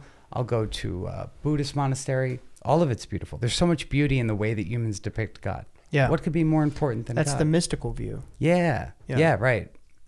Yeah, it's important to me. It should It's be just the important path to to everybody. God, Yeah. But it's better when we find our own version of that, as opposed to, like, if you could have the Holy Spirit fill you and read the Bible, it's different than listening to somebody else's version of the Bible. Right. Like, there's a lot of excellent truth in there, but you have to be willing to sit down and look at it with an open mind. Because the church did a whole number intentionally of driving people away from God. And now look at our godless, lost culture. It's rebounding in a beautiful way. Like we were talking about the Charlie Kirk thing earlier and how it brought people back to the church, and that's a great thing. I love that kids are going to church now. Everybody on earth needs God in whatever form they find it important. But I would highly recommend people go out and do their own research. Like go to different cultures' versions of a worship site and do what they do for a month or a year. And just get your own hands-on experience, because there's so much beauty in that, dude. That's the most important thing we have here, aside from nature. Right. And nature's just a manifestation of divine intelligence. I think the world is like getting so bad, and the system is getting so bad, and it's crushing people up, that the only thing, it's going to come to a point. It says in the Bible that every knee will bow and every tongue shall confess that Jesus Christ is Lord. And King of Kings, gang, gang. Yes, and Yeah. I think that there will come a point in time where the system has broken people down so much that everyone says, at least the good people of the world say, enough is enough. God is the only thing that can save us from this. Yeah, You we're know? there. We're there right now. Which, yeah, we're there. We're right there. We're pushing the door open. It's open. Yeah. It's not fully open, but it's open. Yep. But we'll know when it's fully open, Yeah. when there's supernatural intervention in a major way, which I suspect is what it's going to take to root out the really bad system of the world. When Jesus said he would return, did you ever think maybe he would return like with an army? What if we are the army? What if the second coming of Christ is literally us waking up? The return of Christ consciousness. That's what I think. Yeah, the light from the sun is affecting our consciousness. We're elevating it. Yeah. I mean, how much more supernatural can you get? Yeah. Like, I woke up after that experience with time, and I had information that I never had before. And I didn't actually tell you the story about me waking up. But I was in a different timeline. Saudi Arabia was going to war with Israel. And it was actually nukes that were brought in from Iran going into Saudi Arabia. And they'd fired the missiles. There was a nuclear war that was unfolding. And when I fell asleep that night, I was crying my eyes out. And I was like, this beautiful earth, like all the kids, the women, the animals, the fucking animals. Men want to fight? Good, kill each other, fucking primates. But like the nature has to suffer? Mm-hmm. Like what? I was so upset. And I fell asleep that night. I woke up the next day, and this is after like giving my life to God that night. I was like, I can't fix this. I don't know how to fix this. 5 years into my consciousness. And I was like, I don't know what to do. And I just fell asleep, offering myself to God, very upset, thinking I'd die in my sleep, you know. I didn't even fall asleep in my bed. I fell asleep on the floor in the doorway of my parents' house. And there was this new information inside of me. Like I have these answers in my head for society's problems that I didn't have before, and this driving force in me that I didn't have. And like the things I know about healing, about how like roots and herbs and stuff, and like ways to deal with problems in the human body.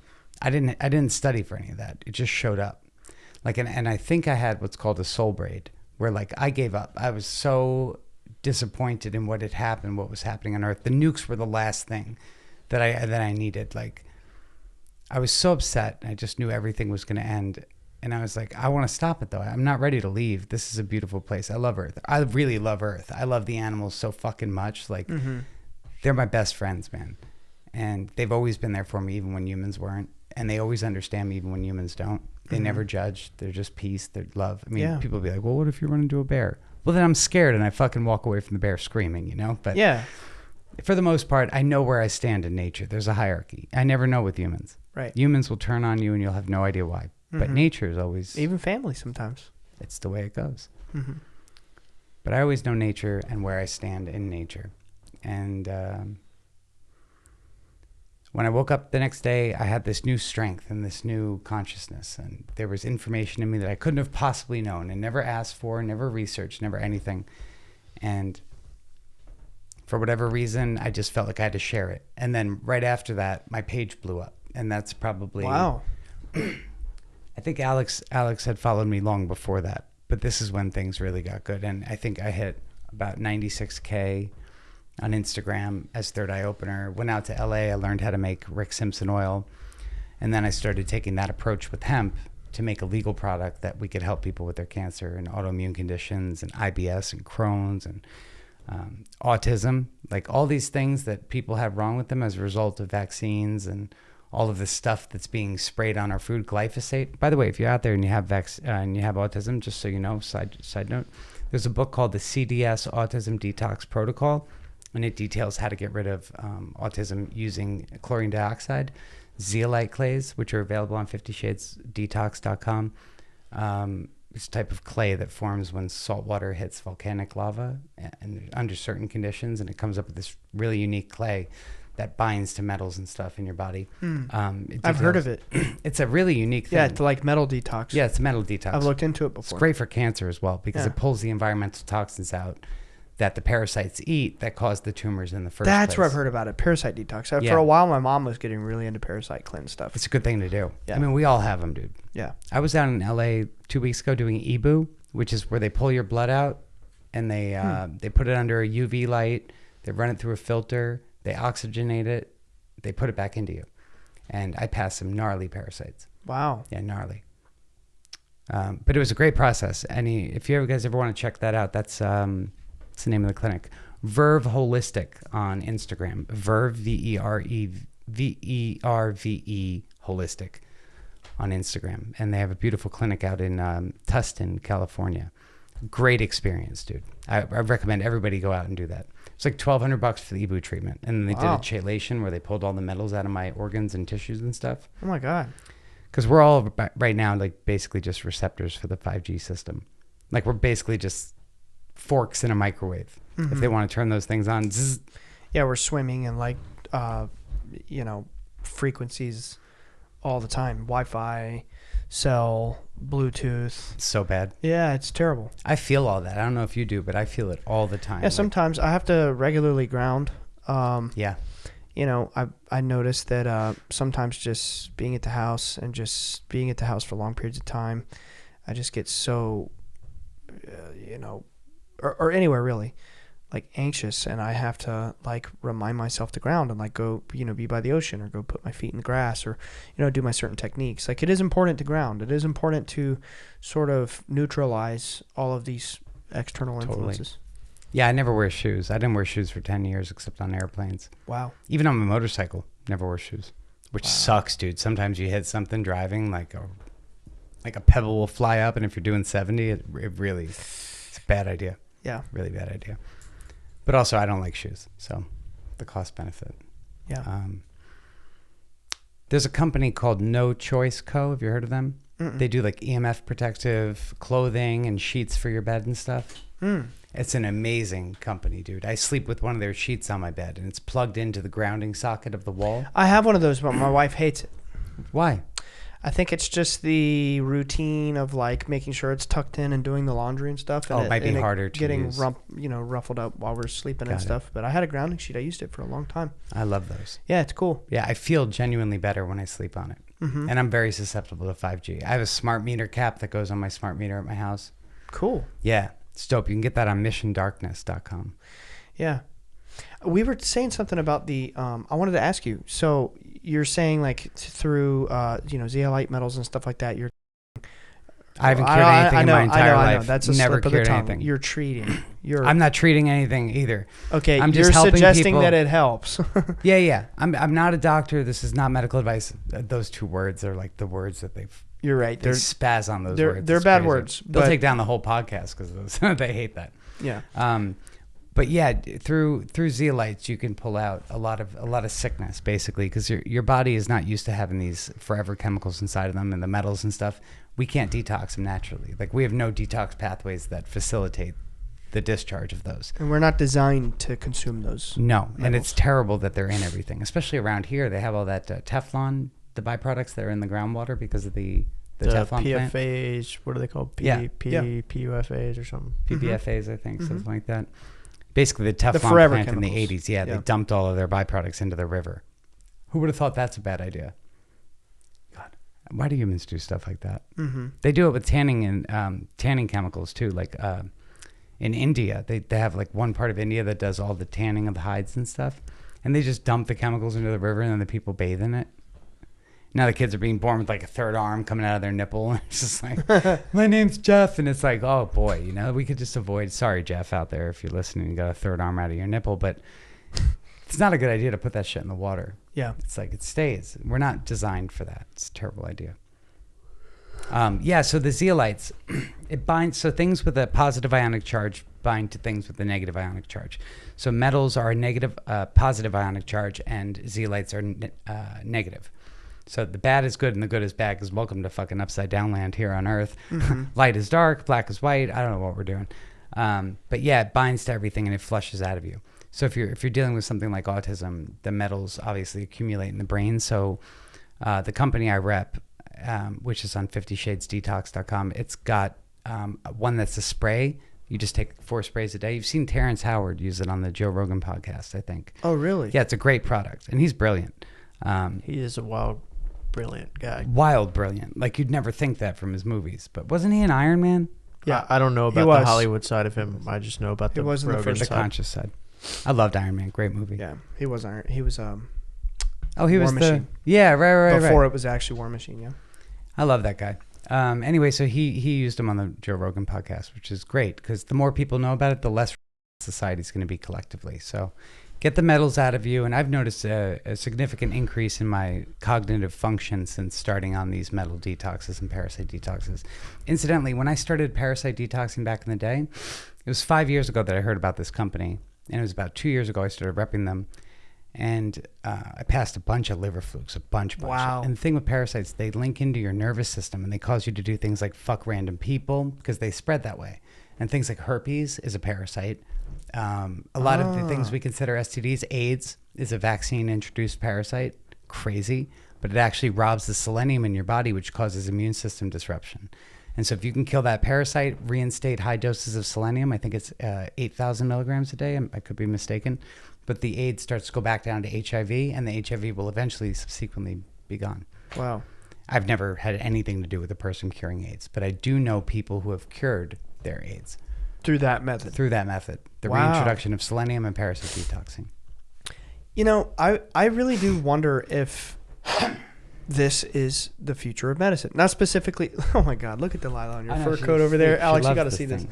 But that's a picture, actually.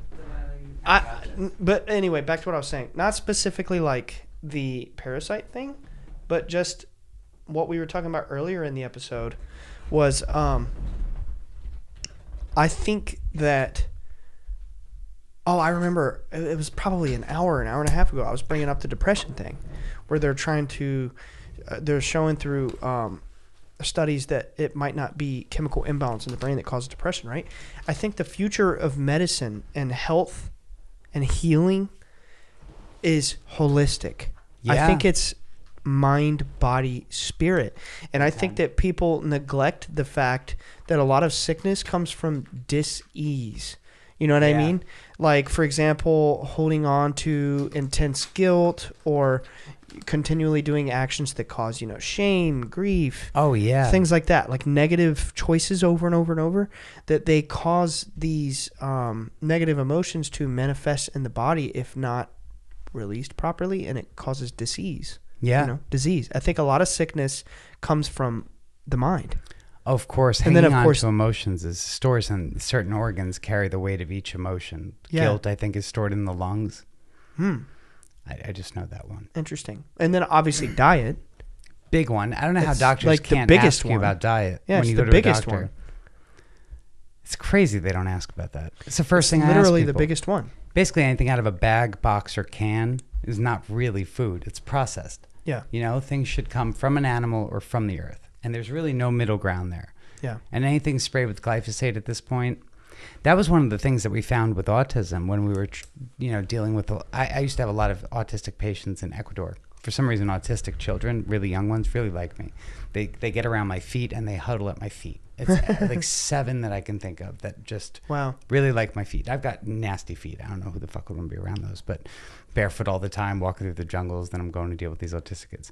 Wow. I'd always wash my feet, but That's very cool. super cool. So when we were dealing with them and trying to reverse whatever they were having as symptoms, we found that glyphosate actually binds to glycine in the DNA and changes place. So you get glyphosate in your DNA, which causes a lot of the irreversible issues within autism, which is crazy. And that was really, if you look at when glyphosate was introduced into ag, and you look at the explosion of autism, they're hand in hand. Yeah. There's a big component there. So you got to get that out, which also the products, the zeolites, help to get that stuff out of you. It binds to all the bad stuff. Wow. I have a lot to look into with this stuff. Man, I feel like my head is spinning, dude. We've went down so many, turns and peaks and valleys and rabbit holes, and this has been awesome. Has it been 2 hours? Yeah, look. That's wild. That's right dude. there on the clock. That's crazy. That's I told the you, man, longest that one. first hour, dude, I swear, we hit an hour, and I was like, well, if you got a little more steam, let's tell a story. And here we are. I'm like Okay. wiping my eyes, and I'm Yeah, like, you're tired. yeah, well, no, it went by so quick. It's late. It's crazy how fast it goes. So, before we wrap this up, I just want to say thank you for hopping on our humble little program. My pleasure, brother. I hope it is not the last. Me too. I'm really glad that Alex manifested you in our lives, because this has been a very Thanks, interesting Alex. unfolding already. And, we got to do it again. Absolutely. And if you guys want to see more of me, obviously, 50 Shades of Consciousness on Instagram, The Chemical Shaman on Instagram, 50 Shades of Consciousness podcast, my podcast. My websites are 50shadesdetox.com. That's for our antiparasitics and our zeolite clays and our spike protein detox. That's another good thing to have in this crazy world. And then also chemicalshaman.com is my website for my personal products. So if you guys want more of me, that's where I'm at. And I really appreciate you guys having me on the show. It's been a blast. Yeah. More than anything, I just appreciate you guys in my life. You're real motherfuckers, and that's hard Oh, to yeah, find. dude. It's not hard to find, but it's nice to find good people to vibe with, It's not really something that you find. It just appears. That's a much better way to put it. Yeah, real just shows up. When Uh-huh. you are real, you get real. Yeah. And the realer you get, the more real they get. Mm-hmm. Yeah. It's like this: when the student is ready, the teacher appears. But I don't think it's like a student-teacher thing. I just think that that's a parable that's true for many good things in life. Yeah, you manifest what you want. Yeah. Or what you are. I think it was described this way to me by Dana. It's our friend Dana Kipple. She's been on our show. You remember Dana, Alex? She's like really big in the plasma space. She's probably the biggest person out there. What's the plasma space? Oh, dude, there's like a whole subsection of the internet that just talks about plasma, What? like literally plasma. Well, plasma's super important and underrated. Yeah. I didn't know there was a plasma space, though. That's cool. There's like a whole. I'm telling you, like there are people serious about plasma, Really? and it's interesting. You know, plasma is an intelligence, plasma is consciousness, plasma is a technology. It's just a whole thing, man. There's UFO people. There's Are these like conspiracy- plasma guns that heal wounds? Is that what No, we're no, talking no, about? no, no. They mean like plasma, like the ethers. substance. Yes, Yeah, yeah. like the substance. Right. But anyway, Dana, she's like a really cool person, and she told me something when she was here at my house, probably like in May, doing the show with us. We were riding back we went and walked on the beach and got some coffee for a little bit, and then we were driving back to the house, and she was just telling me this, and it changed my life hearing this phrase. She was just saying that when you keep raising your consciousness Mm-hmm. and you begin to vibrate at new levels, when you are like every time you reach a new level of consciousness or a higher vibration, that people on that field will begin to come to you. Oh, 100%. You know what I mean? Like Yeah. as you raise yourself, more doors will open and more of your tribe, or so to speak, Oh, it's so true. will come to you. So I've just come to notice that as I keep working on myself, me and Alex keep doing our thing, we keep just doing this, it's just like amazing people just keep appearing in our lives. I love it so much. You know what I mean? Like, Absolutely. It's I not know that what we're you mean. finding anything. It's just like poof. Hey, what's up, motherfucker? I'm at your booth. Yeah. You know what I mean? Yeah, crazy. And Alex is like, oh my God, I've been looking for you for 10 years, He was dude. shaking. You know, like it's just stuff like So that funny. happens all the time. Like it's just unreal, man. Isn't it nice? I've noticed the same thing in my community as well. Mhm. And also, if you start to put problems out to your people, like you need a fix for something, there will always be someone, if you publicly voice your problem, someone will show up with a response to it every time. That's a Wow. crazy thing. Yeah. We do it on my page when people are sick and I can't figure it out. It's not often, but I'll post it to the community and someone will always have the answer for it. Interesting. Yeah, we use our page as a giant brain, like to benefit all of the people that are on it. Wow. It's really nice. Yeah, that's We've got a brilliant. good community over there. I love that. I'm grateful. All right, so last question I like to ask when I remember. What is so if the whole world was listening to you right now, what would be like the most important message that you would gift to the world?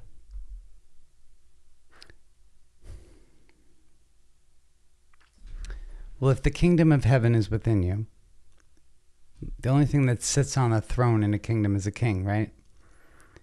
If the kingdom is dirty, the king's not going to have a good home and probably not going to live there, right? So if you clean your vessel and you allow space in your life for good things to come, the king will return into your vessel. And once the king returns, you have dominion over, with the power of the king in you, you have dominion over the planet. You have the right to rule, for lack of better words, your own life. But you can't rule it by yourself because I'm not fit to rule my own life. And without God, without whatever I believe Christ to be, it's like I can't have that control over my own life. I'm unworthy of ruling my life, but I know that with the power of God inside of me, I'm fit to rule it. And I think more and more people are waking up to the fact that the answers are within them, and they're searching externally for this internal thing. Mm-hmm. But the only way out is in. So I would urge people to find the God within them, to find the kingdom within them, and to allow space to detox enough to allow a place for God to come back into them. That's profound. I think it's the best thing people need to hear. We're not powerless here. You Yeah. got the power of the kingdom of heaven inside of you. The fuck? We got good things happening on this planet. You know the Gospel of Thomas? Not offhand. Yeah, it's one of the Gnostic Gospels. That's basically what it says. You know, the kingdom is within you. Amazing. Yeah, It is. It really is. It's true. Like the kingdom is within you. And that's why they say, perfect the vessel, right? Yeah. That's basically what you just said. He really says that. No, it does. Figure. It doesn't say that. It says the kingdom of God is within you. Okay. If But it I'm said s- perfect the vessel in the same breath, I would be shocked. No, not At in the that same point, I'm breath. channeling. But that's a saying, right? Like Yeah. perfect the vessel, like prepare the vessel. Do the work, eat better, think better, be better, act better, live better. Because the more you strive to like be, more clean living and more humble heart and good thoughts, good words, good deeds, the more you become a beautiful channel Yeah. for the Spirit of God. Yeah. It's like a radio, right? Yeah.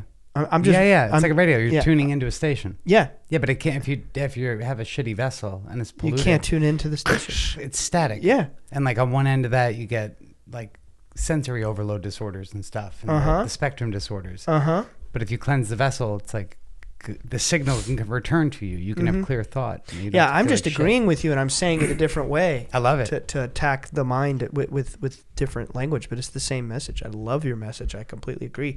Perfect the vessel. Just good words, good thoughts, good deeds. It's like that radio station dials in, and that consciousness, that divine consciousness, it starts to tune in, and it starts to channel through you. And that's what I think Christ was. I think that Christ was a being that Perfect was channel. perfect channel. Yeah. Perfect channel. How cool is that? For the true God, yeah. I love that. Mm-hmm. Yeah, and he showed us how to do it, and he said, "You'll go on to do greater things than I ever did." Mm-hmm. Well, that means I have the same power as Jesus. Mm-hmm. That's amazing. Well, why isn't that told to me? Right.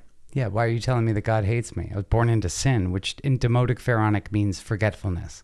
So it means you're born into forgetfulness of your true nature, which is divine. Yeah. So embrace that, embody it, detox yourself so that you experience it, and then go on to share that message with others. Yeah. But love your neighbor above all else. Like, love yourself and love your neighbor. Like, you're forgiven for whatever the church told you was wrong with you. Like, it's not the case. You're perfect. Right. But you have to know it and you have to embody it. So every time I make a mistake, I bring my vibration down. And every time I acknowledge that I made a mistake, I bring it back up. And it's this constant tug of war between light and dark and Satan and Christ and whatever else it is. Earth is like a chessboard that God built, and then the devil and Jesus are playing chess, and we're the pieces. And it's up to us which one we want to move for. I think about it like that scene in The Matrix when Morpheus is giving Neo the red pill and the blue pill. Yeah. Blue pill. And I think that this is a metaphor for, it's what you said about time, that every moment, present moment to moment to moment to moment, it's like that stack of paper, and you're just like picking the different sheets of paper to sort of like manifest being into a new level of reality based on your vibration. I think that's the red pill and the blue pill. That taking that red pill is constantly making those good choices and vibrating at a good level and continually like waking up to a better reality. Yeah. But it's being rendered in real time. Yeah. And how beautiful is that? Yeah. We got a simulation type thing here where to the Yeah. event horizon, we project our consciousness and bring it back in through our sensory organs to experience it. Right. It's amazing. It's amazing. It's complicated, but good thoughts, good words, good deeds. I love it. important thing. I love your message. Hey, we started with a fist bump. Now we're ending with a fist Love you, bump. brother. Love Thanks you for too. having me on. I Love you appreciate too, dude. For real. It's been fun. And Alex, any last words? No, I mean, how could I top that? Just peers over the computers. Yeah, man. Such a nice setup. We got to spice that wall up back there. I've He said it needs like some stuff. In good time. Yeah, we've got to, man. Yeah. We've got to. All right, guys. Well, I hope you enjoyed this one. And we're peacing out. So thank you very much once again, Adam, and peace. Love you guys.